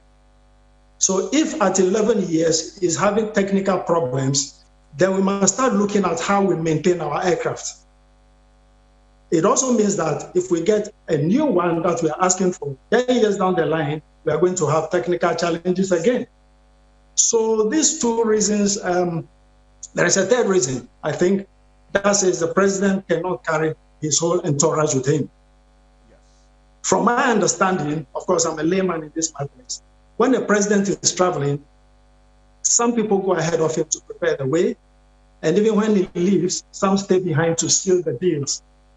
So I don't see how we can make a point that the president must travel with his whole entourage in one plane. By the way, the Air Force One, the US president's jet, even though it's a 3-storied aircraft, has seating capacity for only 70 people. So even the US president travels in his plane with only Secret Service agents, his advisors, and then some selected pressmen. So I don't find any of these reasons tangible for wanting to buy a second presidential jet. This is from my point of view. And the reasons that you outline are indeed captured in a statement that is attributable to the defense minister. So it is indeed factual. One other justification for this is one that you mentioned briefly about the presidential jet. A Ghana Air Force Falcon XEZ could only carry 11 passengers minus the crew. And it often had to, in the words of the defense minister, and to do undesirable refueling stops at unintended destinations during long hauls, causing inconvenience to both the president and the host countries. While Falcon XEZ is serviceable and worthy and airworthy, the decision to travel particularly to long and multiple destinations, such as the president's traveling to France, Belgium, and South Africa, and back to Ghana, especially during the COVID era, would always require a larger capacity aircraft such as the Boeing business jet or Airbus ACJ 319. These are aircraft that you know very well, not even when the Falcon is airworthy. This is according to the defense minister, and you say that these reasons are not tenable enough. Okay, that's what I'm saying, that the Falcon can fly non-stop to European destinations. So it does not make multiple stops when it's flying to London or France or Spain. The Falcon can fly directly there. And the second point about it seats only 11, my point is this. If in previous times, presidents used this Falcon and carry their entourage, in the midst of our financial constraints, I understand it. I'm not an economic or finance guy, but just as a common sense approach, we have financial challenges. So I believe the original argument was that in the midst of our economic challenges, let's make do with what we have. Now, let me quickly make one point to clarify matters. If the Falcon is not available for any reason, I will not like my president to travel commercial. It is not safe. We cannot expose the president to traveling commercial. So that is out of the point. That is out of the question. But the point is, as long as the Falcon is serviceable, an argument is that we must use it. You see, I might have to come back to some of these points, but none of these three arguments being used to justify buying a new presidential jet, in my opinion, is valid. Unless, of course, we have so much money that we will say, let us augment our presidential fleet. And then again, the question is, how far is this augmentation going to be? Are we going to add a dedicated helicopter to the presidential fleet so that when he's traveling to my village, for instance, to inaugurate the borehole, he must go? You see, so if we are financially constrained, as the argument points out, then I think that the Falcon is fit for purpose. That is my point. So there you have the expert running through all the reasons that have been adduced for the justification of this purchase or decision to purchase an aircraft. We understand the process has already begun, but is there a real justification considering, and we cannot take out the prudency, the economic argument in all of this, at such a time when the Ghanaian people are having to bear the burden or share the burden?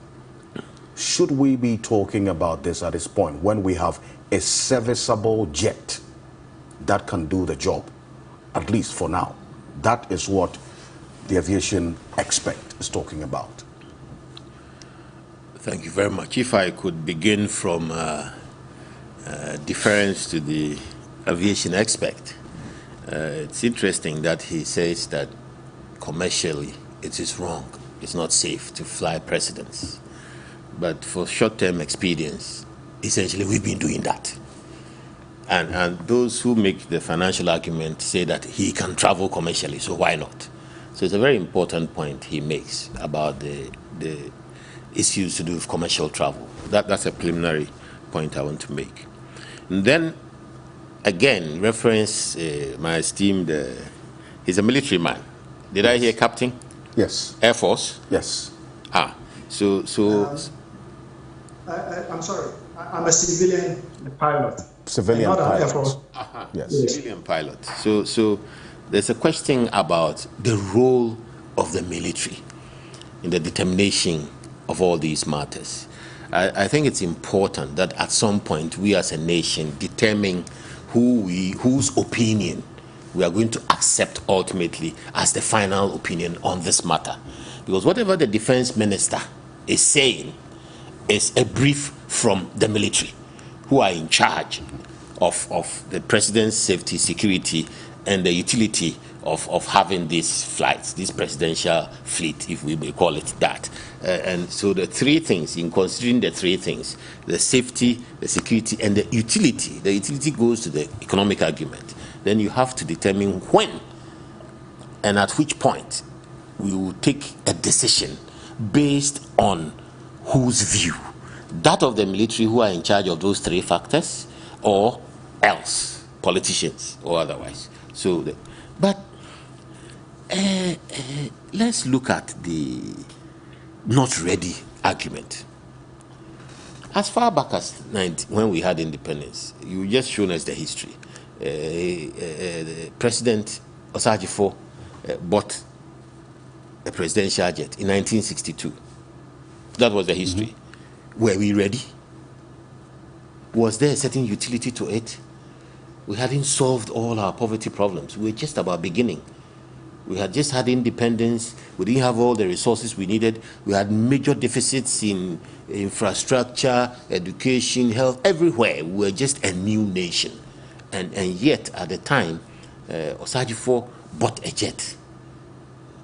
And so the question was, he needed to travel to engage in the Pan-African process. He needed to engage a lot of people. So Addis Ababa and all those places, the decision was to acquire a jet. Was it necessary at the time? Was it useful? Could the money we spent on that jet, could you afford to spend it at that time? Were we ready to spend that money? So we established the principle that as Ghana, one of our necessities would be the ability of our presidents to travel, right? And to travel in a way that would be within our control, within our security, within our safety. So we acquired a jet, and it has continued. So the principle is there. We've established the principle since Osajifo acquired the first one, that we are ready as a nation to ensure the security, safety, and utility of the value of the president's travel, and therefore we would go the jet way. So various jets have been acquired, including by His Excellency President Rawlings, who, if we may talk about somebody who is very, very, how do I put it, Amaliba, would sacrifice and probably walk from here to wherever he was going if he could. He acquired a presidential jet in his time. So the principle is established. Now, the question then becomes the economic argument that we have difficulties with finance. Having used the jet over the years, it got to Kufuor's time, and he was leaving. Kufuor was leaving. Kufuor was not going to use the jet he had proposed to buy. He was leaving.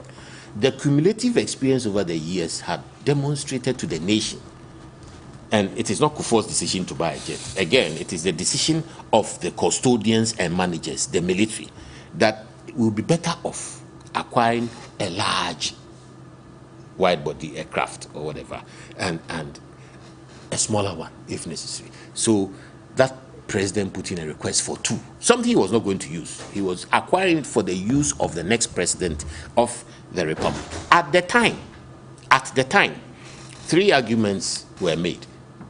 One was that we were building a presidential palace, and therefore that was also a waste. People were hungry. We're not ready to change our presidential palace. 2, fuel prices had jumped to about $147 per barrel.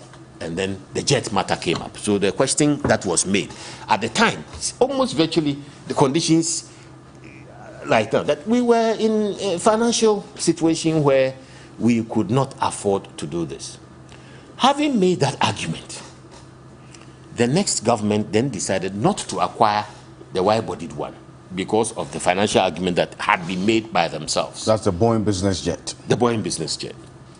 Now, that decision, did it result in clearing our poverty problems?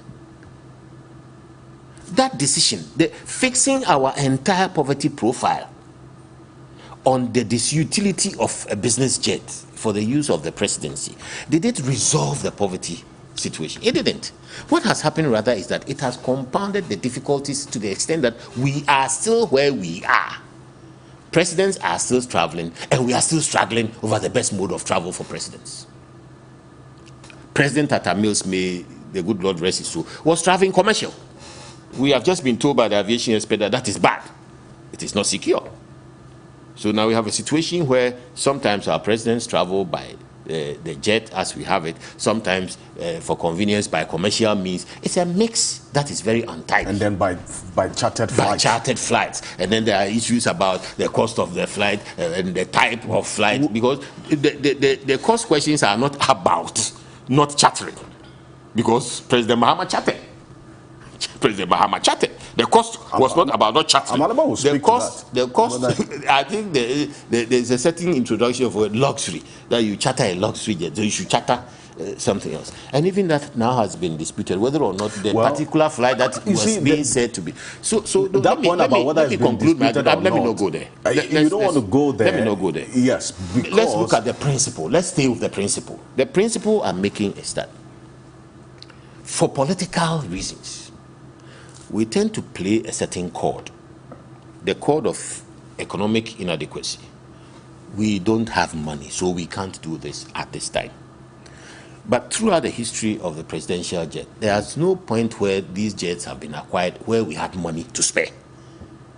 So the question is whether or not there is utility to it. And I'm happy that he chose to address it in certain ways, where he said that the Falcon is useful because it can go far. He analyzed 4 things. Serviceability, that if the Falcon is not serviceable, then there are issues to do with how we manage it.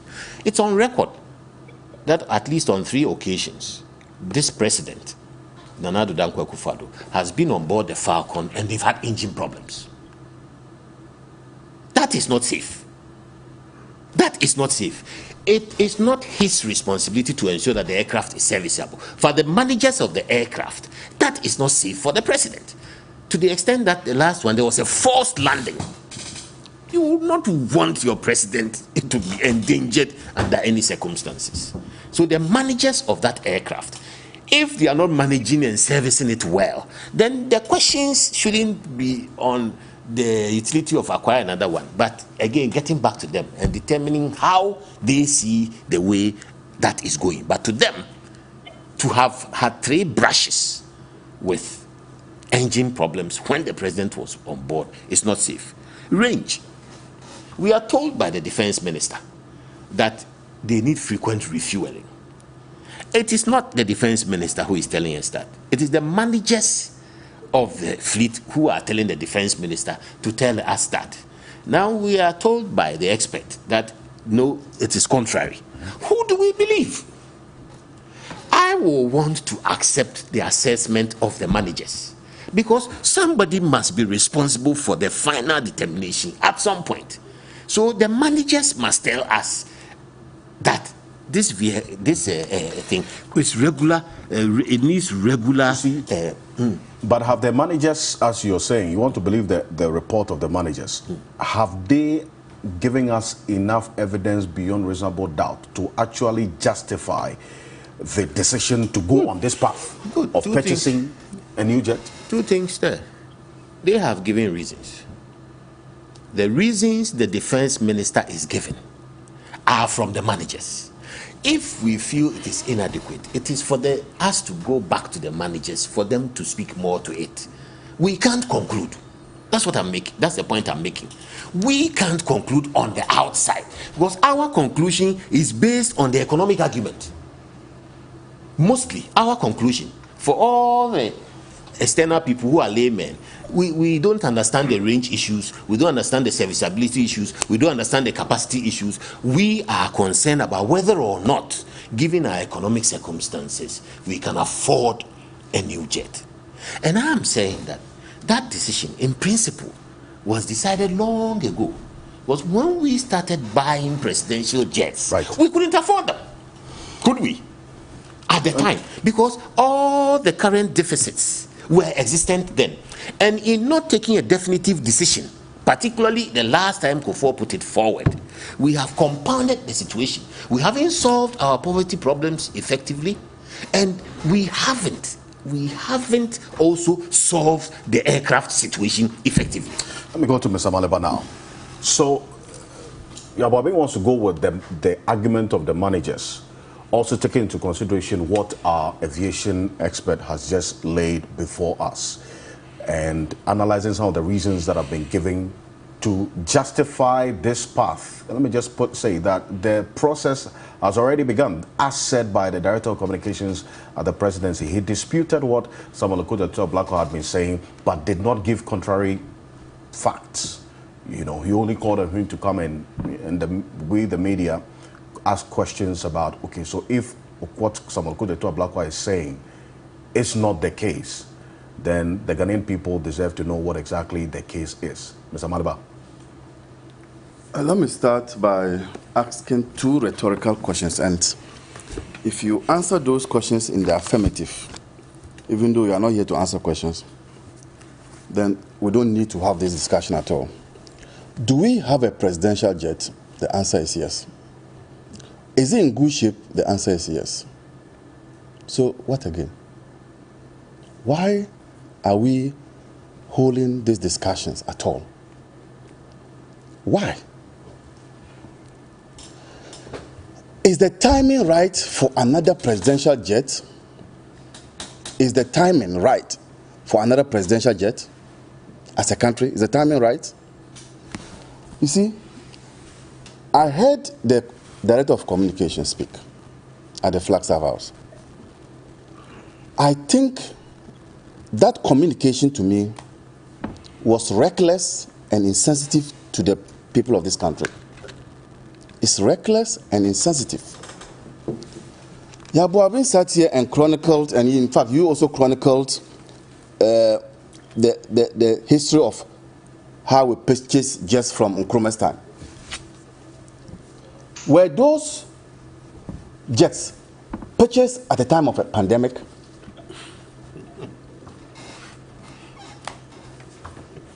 I've allowed some silence so that we all think. This is the pandemic.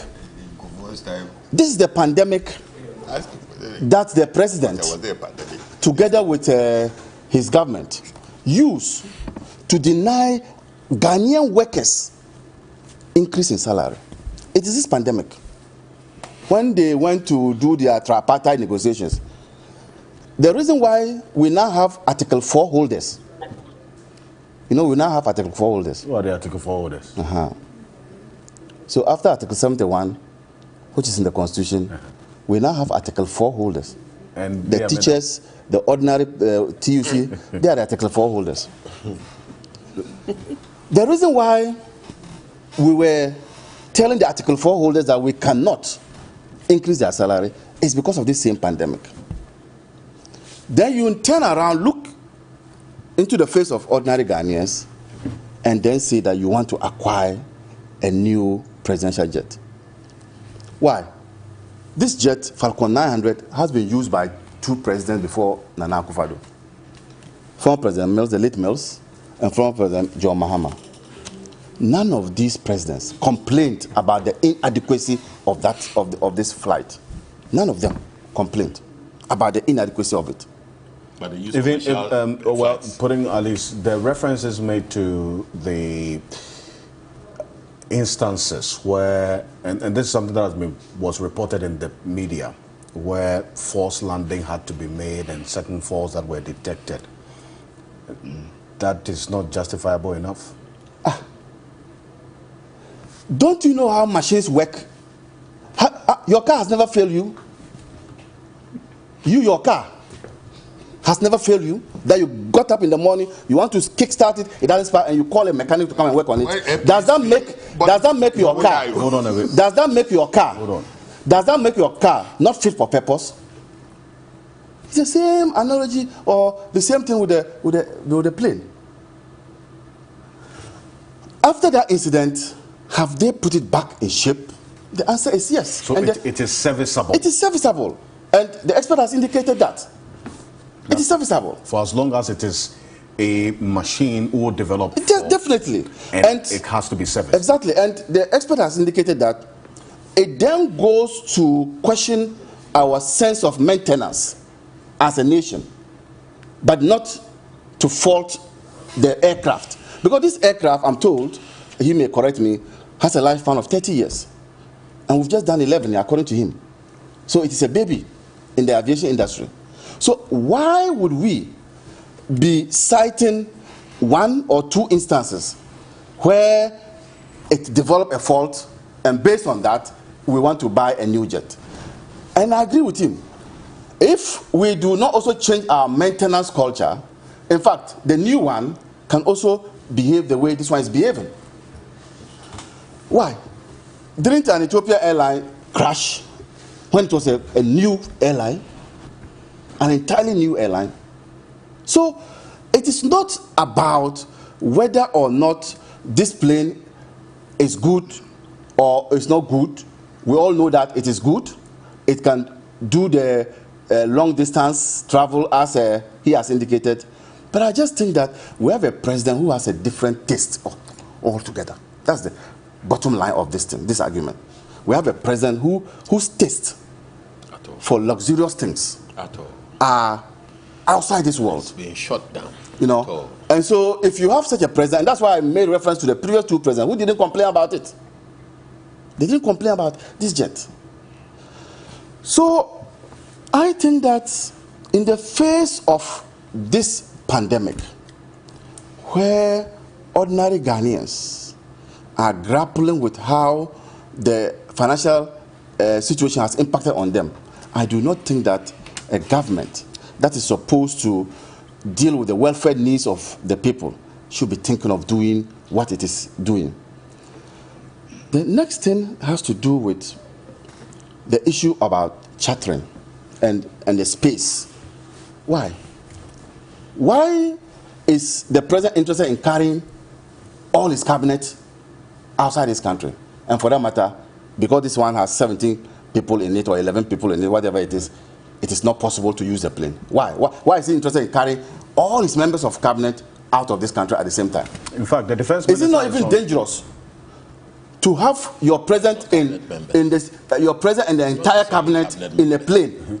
Is it not even dangerous for all of them to be flying at the same time? That is naive. It's not So why? The defense minister is on record as, and I'm quoting, the capacity of the current Falcon aircraft is far below that of the Fokker 28, which flew very, very important persons of more than 25 passengers during the Champong, Ekufo, Rawlings, and Kufo areas. Hence, the urgent need for an appropriate aircraft which can carry better payload in terms of passengers of 70 to 100 people, and to carry all their baggage without affecting the performance of the aircraft. So why would the president want to carry 70 people with him? For what reason? Why? I even downplayed by saying his entire cabinet, because his entire cabinet is not up to, it's almost 70. So, for me, it is about the taste of a president who has acquired a certain taste and thinks that, look, we need a bigger jet.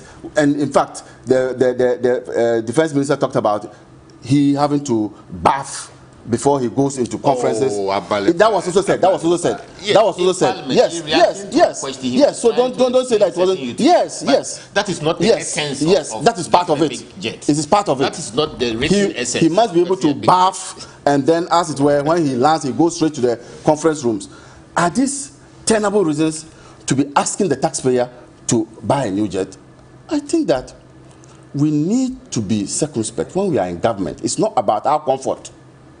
When we are in government, as politicians, myself, it's not about the comfort of we in power. It is about the comfort of the ordinary Ghanaian.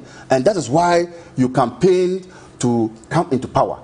So if you then turn around and you are beginning to acquire new tastes, when in your ordinary life you couldn't have flown that way, the president, could he have flown that way in his ordinary life when he was in opposition? Could he have been chartering jets at $15,000 pounds an hour? So it is clear that this new jet issue has not been properly made. It is clear that those who are pushing for it have not been able to tell the people of this country the necessity for it.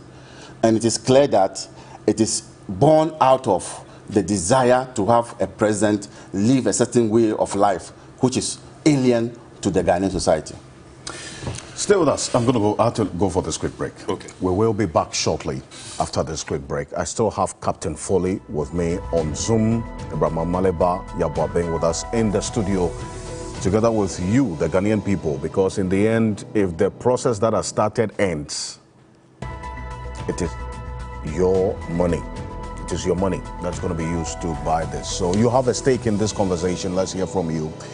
We will be back shortly after this quick break. Stay with us.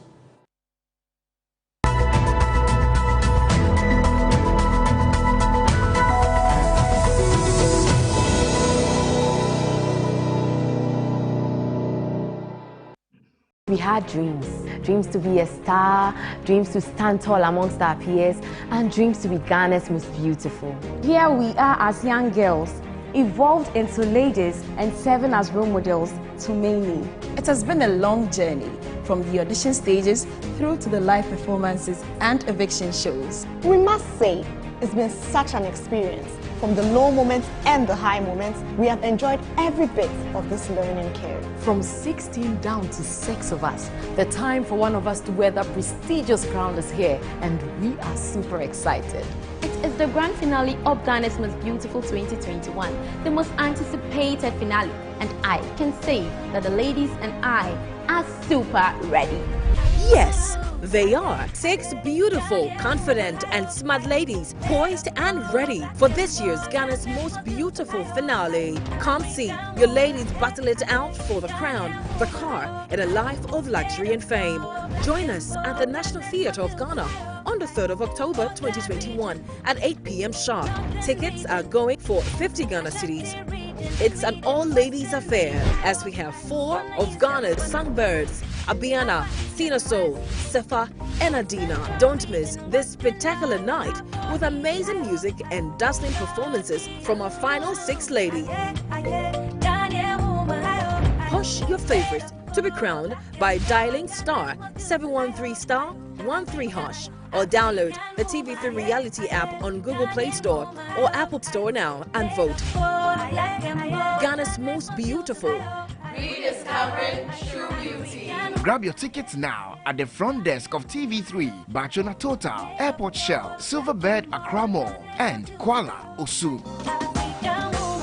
And is sponsored by Lavon's Tomato Mix, Camel now from Kerex, Freedom from Casaprecon, GTP, Darling Lemon Drink, Airtel Tigo's Big Time Bundles, Lufat, Deluxe Acrylic Paint, Heaven Black Mosquito Spray and Coil, and Napa Mackerel, Geisha, Close Up, Ayo Insurance, Fun Milk Nutri-Day Yogurt, and supported by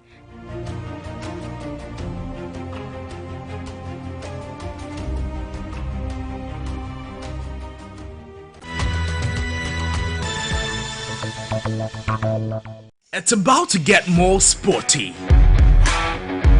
with a touch of super entertainment with your favorite stars. Times we play the Pittingay, the Chaskele, the football. Who should I take? Sunny Cruz? Cruz. Why? While keeping you up to date with every trending issue in your world of sports on Warmer Plus. But in comes Thomas Tuchel and everything changes. And when he said he wanted to be better than me, I was happy.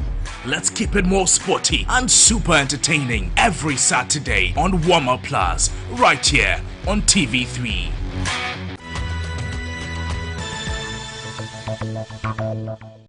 Right now, we did chill for you right now. Yeah, we just. All right. This Saturday on Celebrity Fun Time. If I win and he lose, he tends to take off his boxer short. 3. God damn it! God damn it! God damn it! Like that? Here again. So, how many legs does a spider have? 8. Thank you very much, my sister.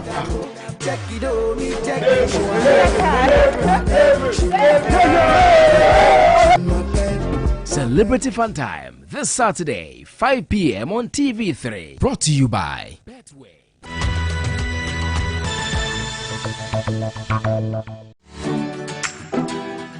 They have many things in common. Their taste for what's trending,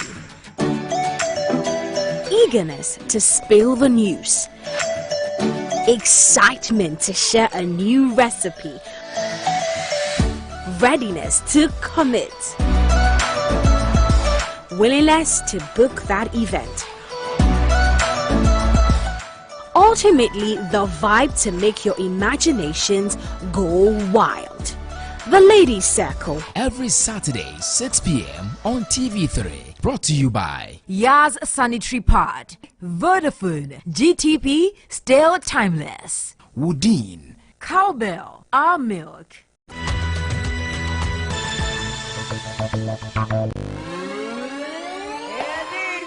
Music is that one thing that you didn't know you needed, but you have. Are you ready? Let go! Everybody put your hands in the air. The house party! Soothing music.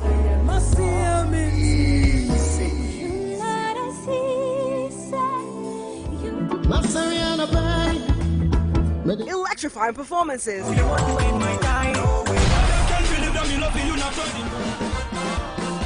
Worthwhile interviews. Sometimes we do songs in 3 months, 4 months. Yes. Yeah. What? The best of the best. This year, where the party day today.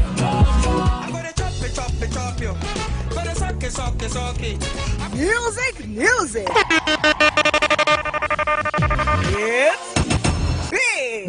Music shows every Saturday at 8 p.m. on TV3. Don't miss it.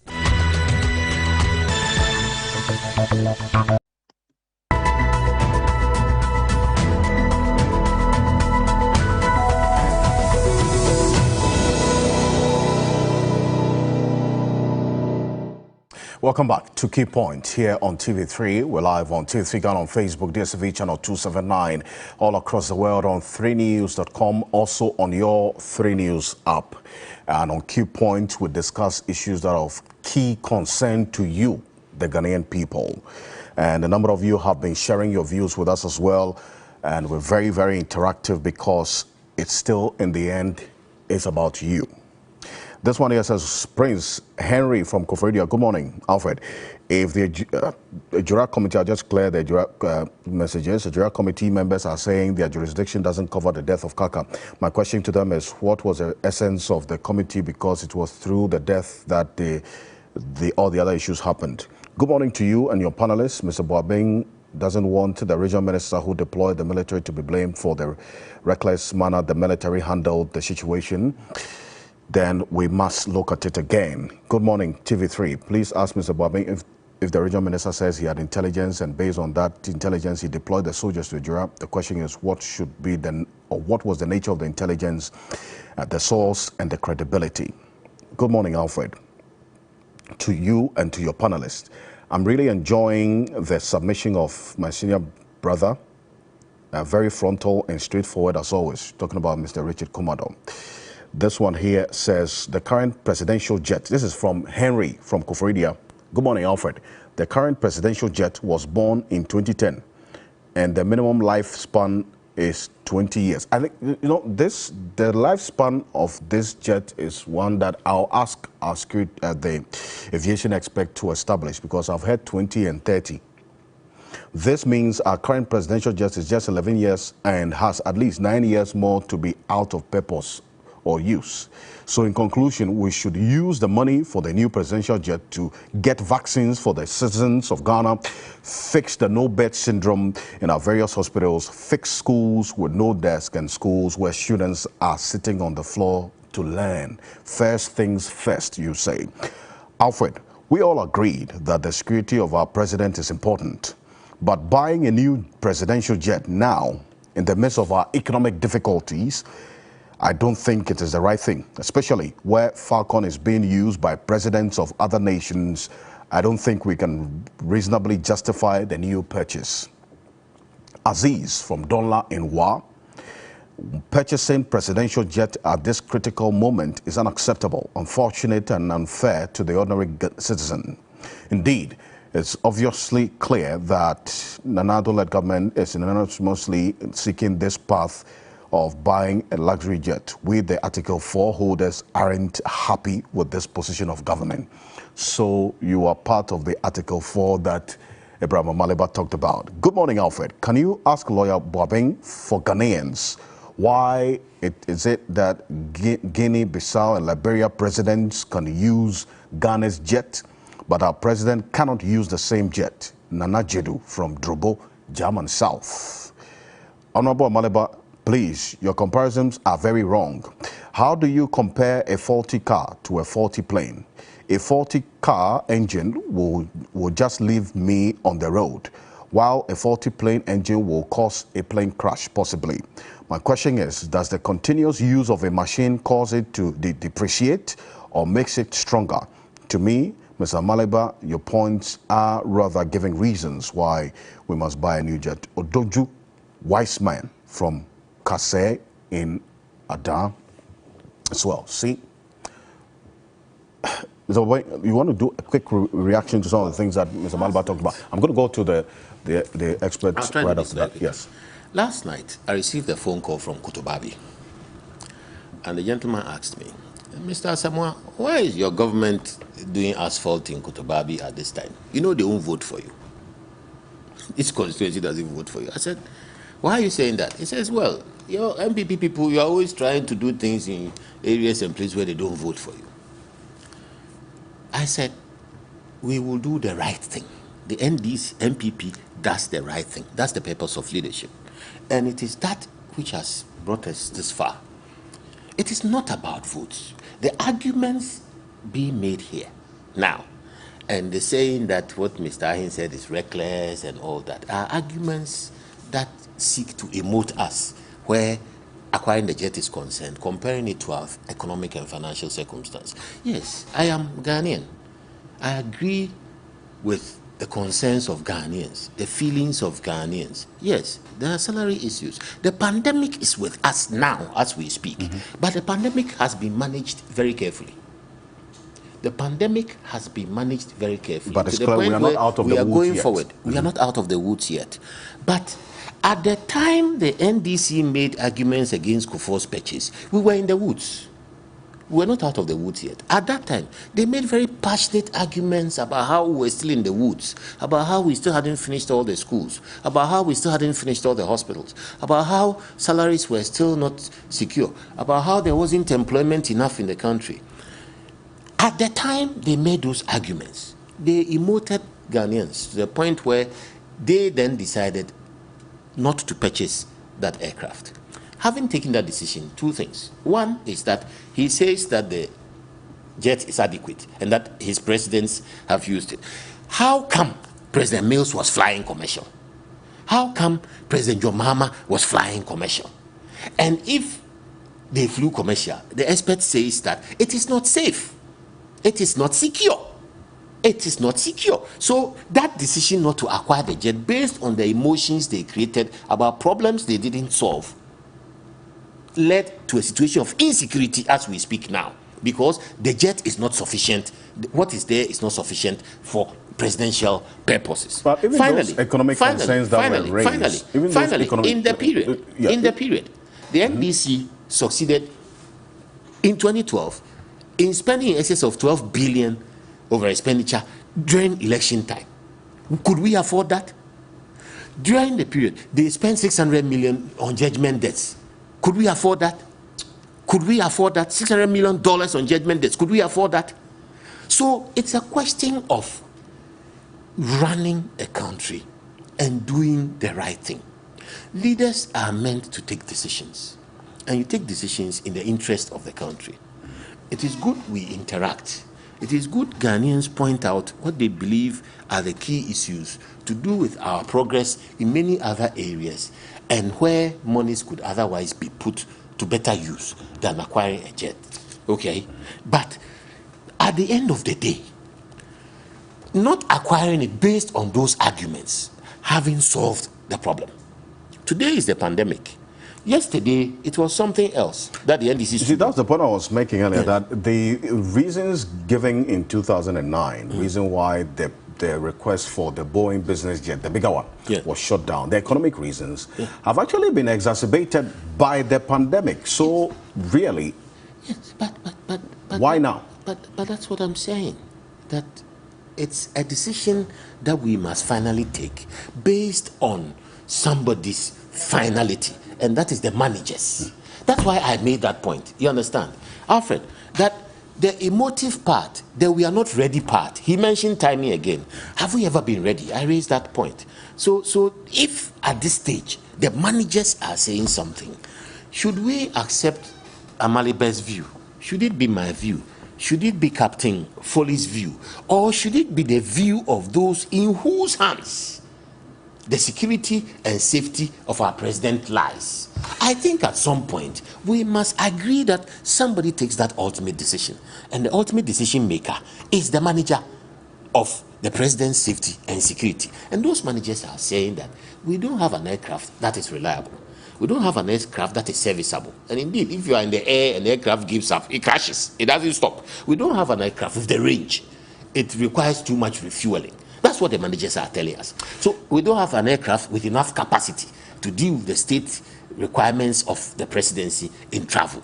So all these things are being said by the manager through the defense minister. Okay?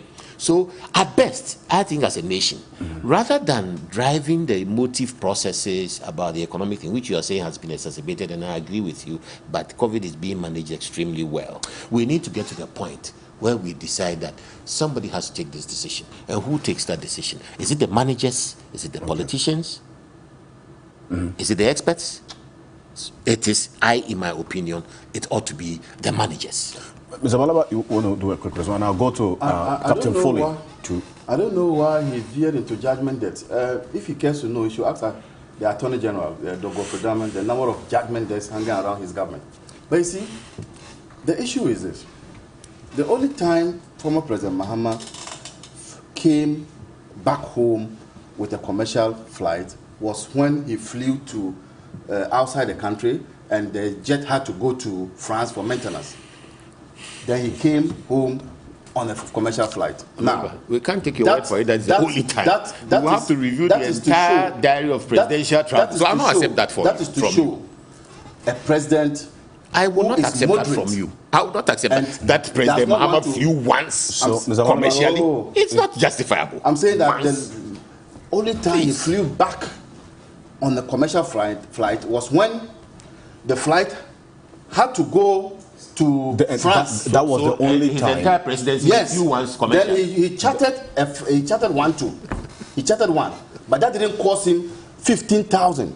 It cost him 7,000. The same amount. What? Dollars or pounds? Dollars. The same amount. The same amount that the presidential jet. Are you listening to me? I'm saying that. President Mahama traveled. So you're saying that he chartered a flight once. Yes. And he traveled commercial once. That's the chartering didn't cost 15,000. The chartering cost 7,000, just like the cost you have to bear for flying our presidential jet. You know, the presidential jet, when you are flying, has a cost component. Down to the timing. Once. Okay.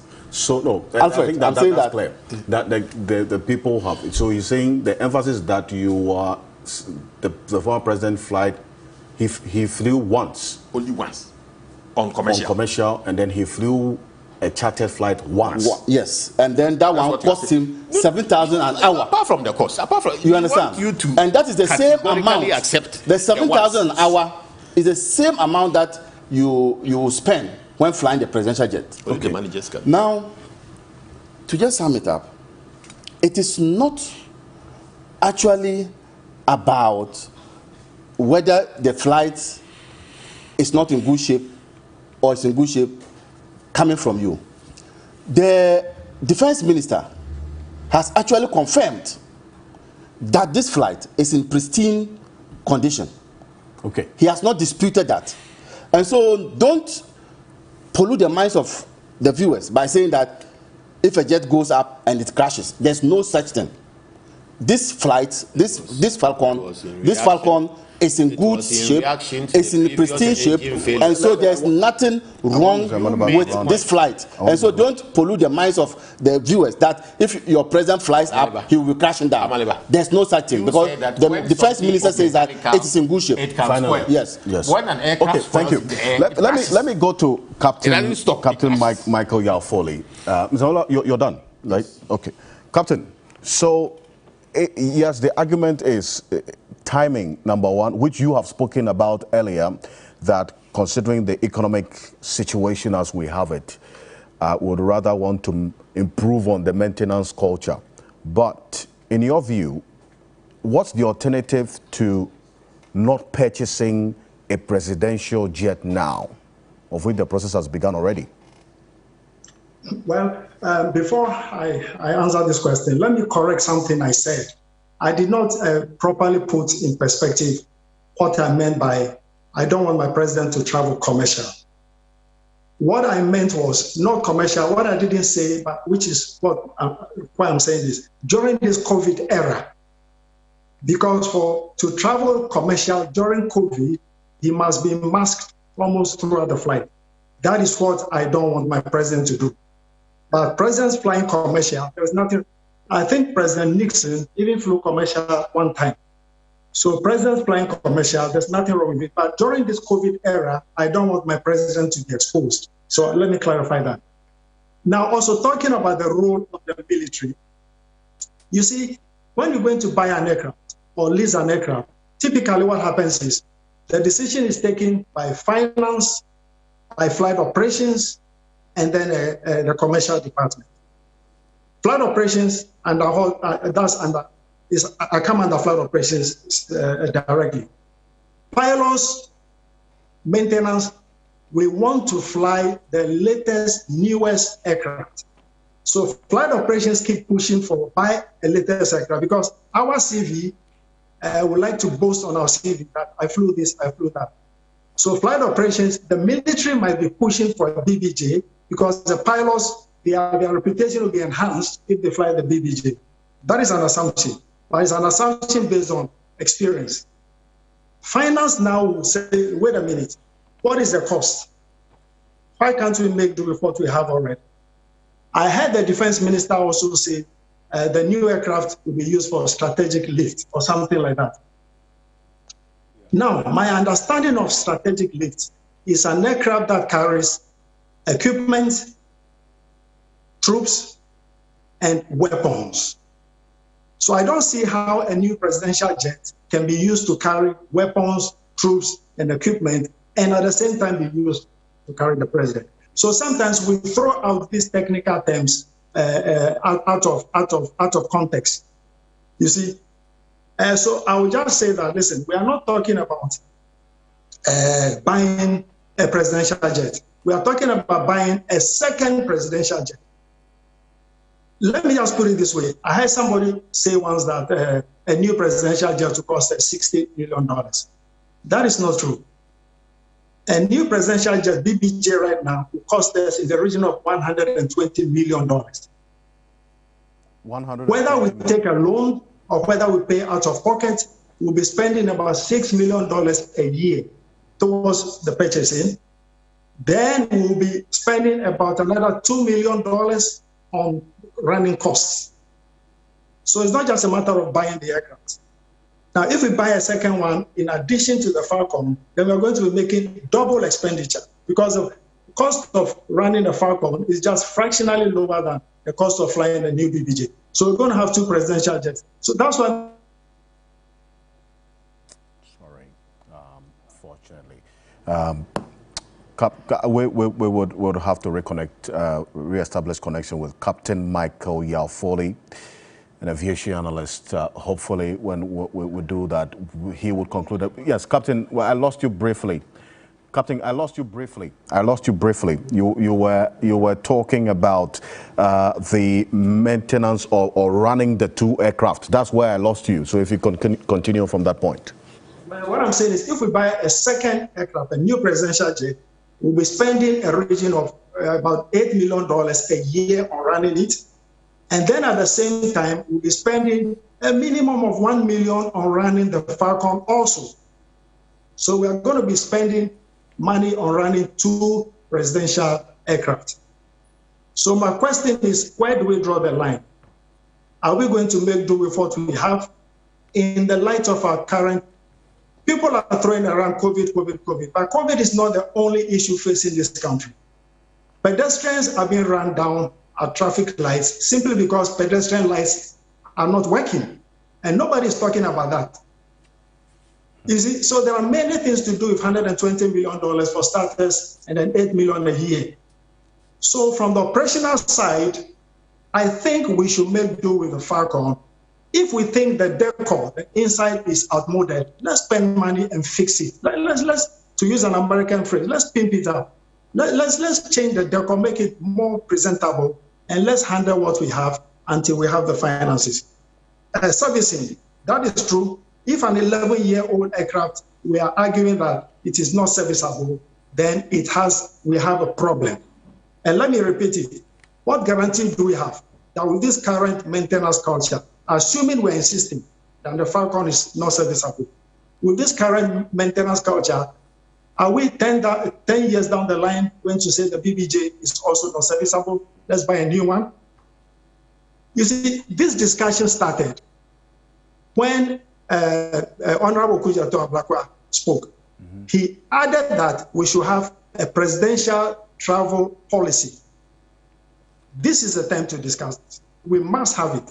The Americans have it. If we want to follow democracy, we must also have it. And this is the time to have all these things put in place. Captain, I thank you so much for joining us. Really, really appreciate your expert analysis and knowledge you bring to bear on this subject. Thank you so much, sir. Thank you for having me. Thank you. Captain Michael Yalfoli is an aviation analyst with international experience and repute, joining us as well on this. So in the end, the jury is out there on this. The process has started. We'll see how it ends, whether it would end in acquiring a new presidential jet, or these divergent views that you have expressed would also be taken into consideration. We're going to move to our next conversation very quickly. I think that the 2 gentlemen in studio have exhausted their points on this. The MMDCEs to elect on a partisan basis or not. Prior to the referendum that was never to take place, or that never took place, you had the CDD engaging in a survey that indicated at the time that over 50% of Ghanaians wanted MMDCs to be elected. Now, a little over 60% at the time, this was some 3 years ago, almost 3 years ago, did not want a partisan election. 2 days ago, there's another survey by same institution. The number of people who want MMDCs elected now has risen to 76%, or the percentage of their respondents to the survey who want MMDCs elected has risen to 76%. But majority of the respondents say they do not want a partisan election of MMDCEs. We've traveled this path. It was truncated because of the divergent views that came up. What is the way forward in dealing with this, considering what we are seeing right now with the approval of MMDCEs? Mr. Amalaba, your thoughts on this?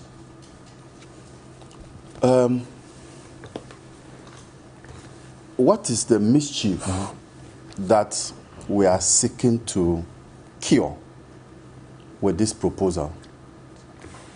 What is the mischief that we are seeking to cure with this proposal? Is the mischief based on what we are seeing now, that the president has made some nominations and people are agitating? Or the mischief is to enhance governance at our district assembly level, the lower level? If it is the first one, then I do not see why we should be electing our DCs. If it is because the president was not able to nominate people who are acceptable to the grassroots, that shouldn't be the reason why we should be calling for the elections of our DCs. But if it is the second one, that we want to enhance our governance system, where we want the MMDCs to be accountable to the people and not to the president, I am all out for it. But I'm all out for it not on partisan basis, but people should offer themselves for them to be elected to those offices. And indeed, the CD report you're talking about corroborates what I'm saying, that they want them elected, but they don't want them elected on partisan lines. Yes. That, for me, I agree with the CDD. But the president, these things that he has brought upon himself, this agitation that he has brought upon himself, is his own doing.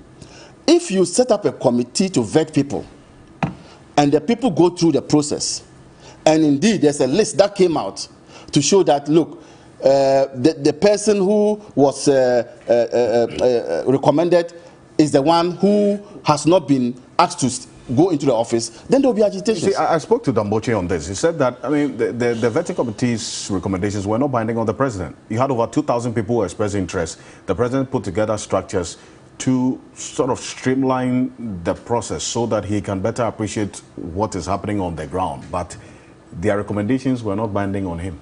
Yes, but when you provide those structures, and those structures give a certain impression to the interviewee that if I perform well, I'll be selected, then you have these problems. Look, the Constitution, Article 243, talks about the appointment of a DCE.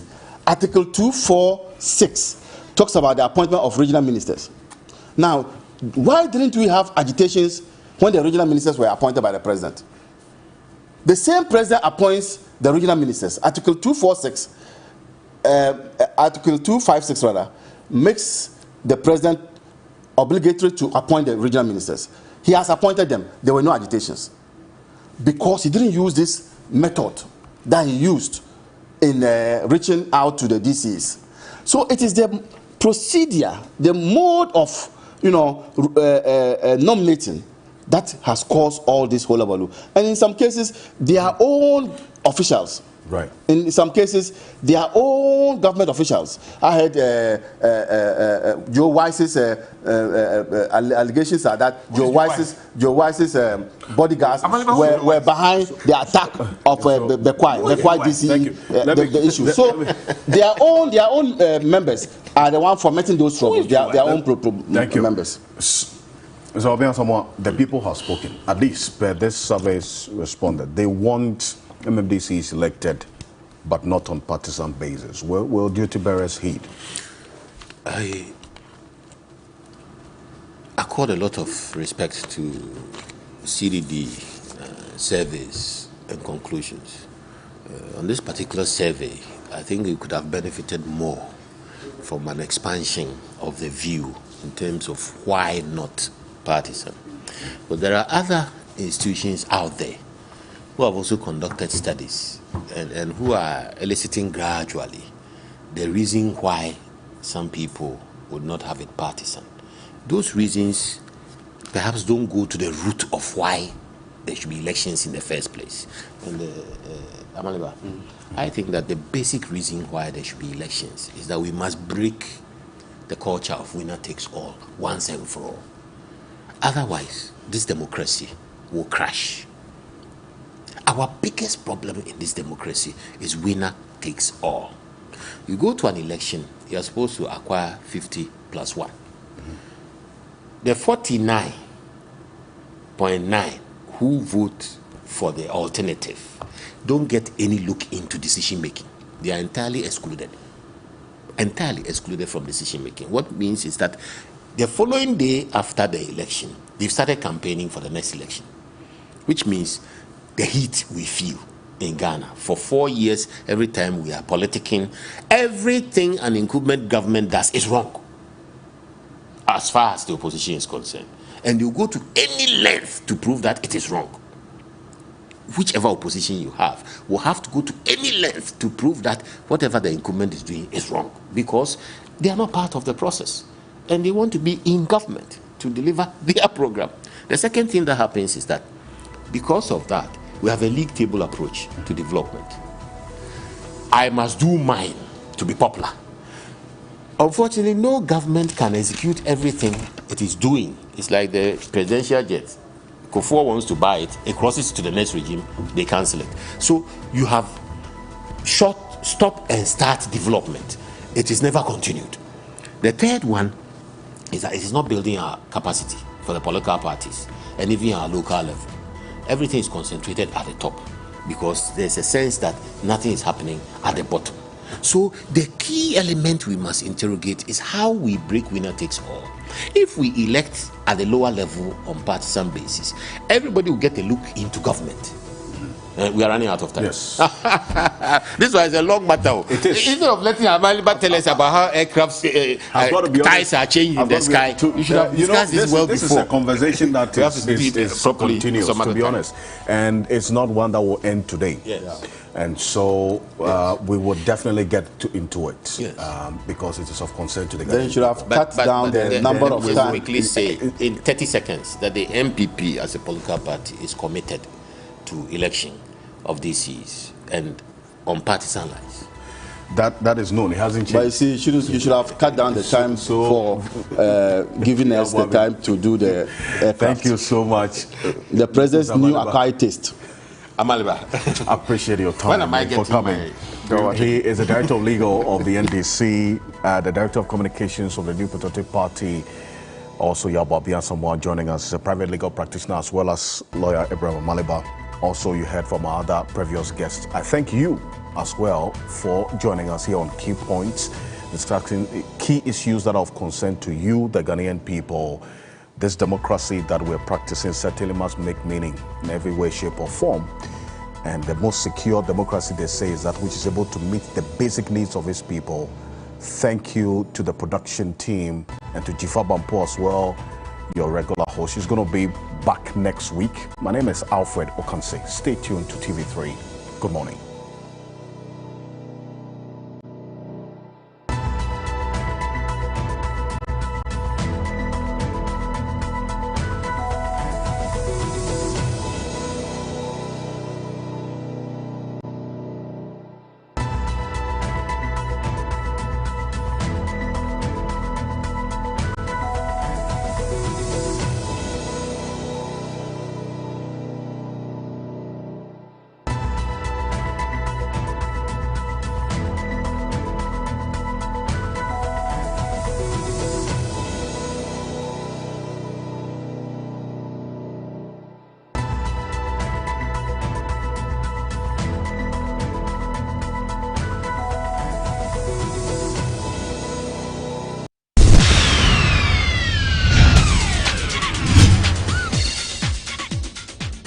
Beautiful and intelligent women. 6 have made it to the ultimate grand finale of GMB 2021. Who will be crowned Ghana's most beautiful queen 2021? Sunday, 3rd October. Is it Safwa,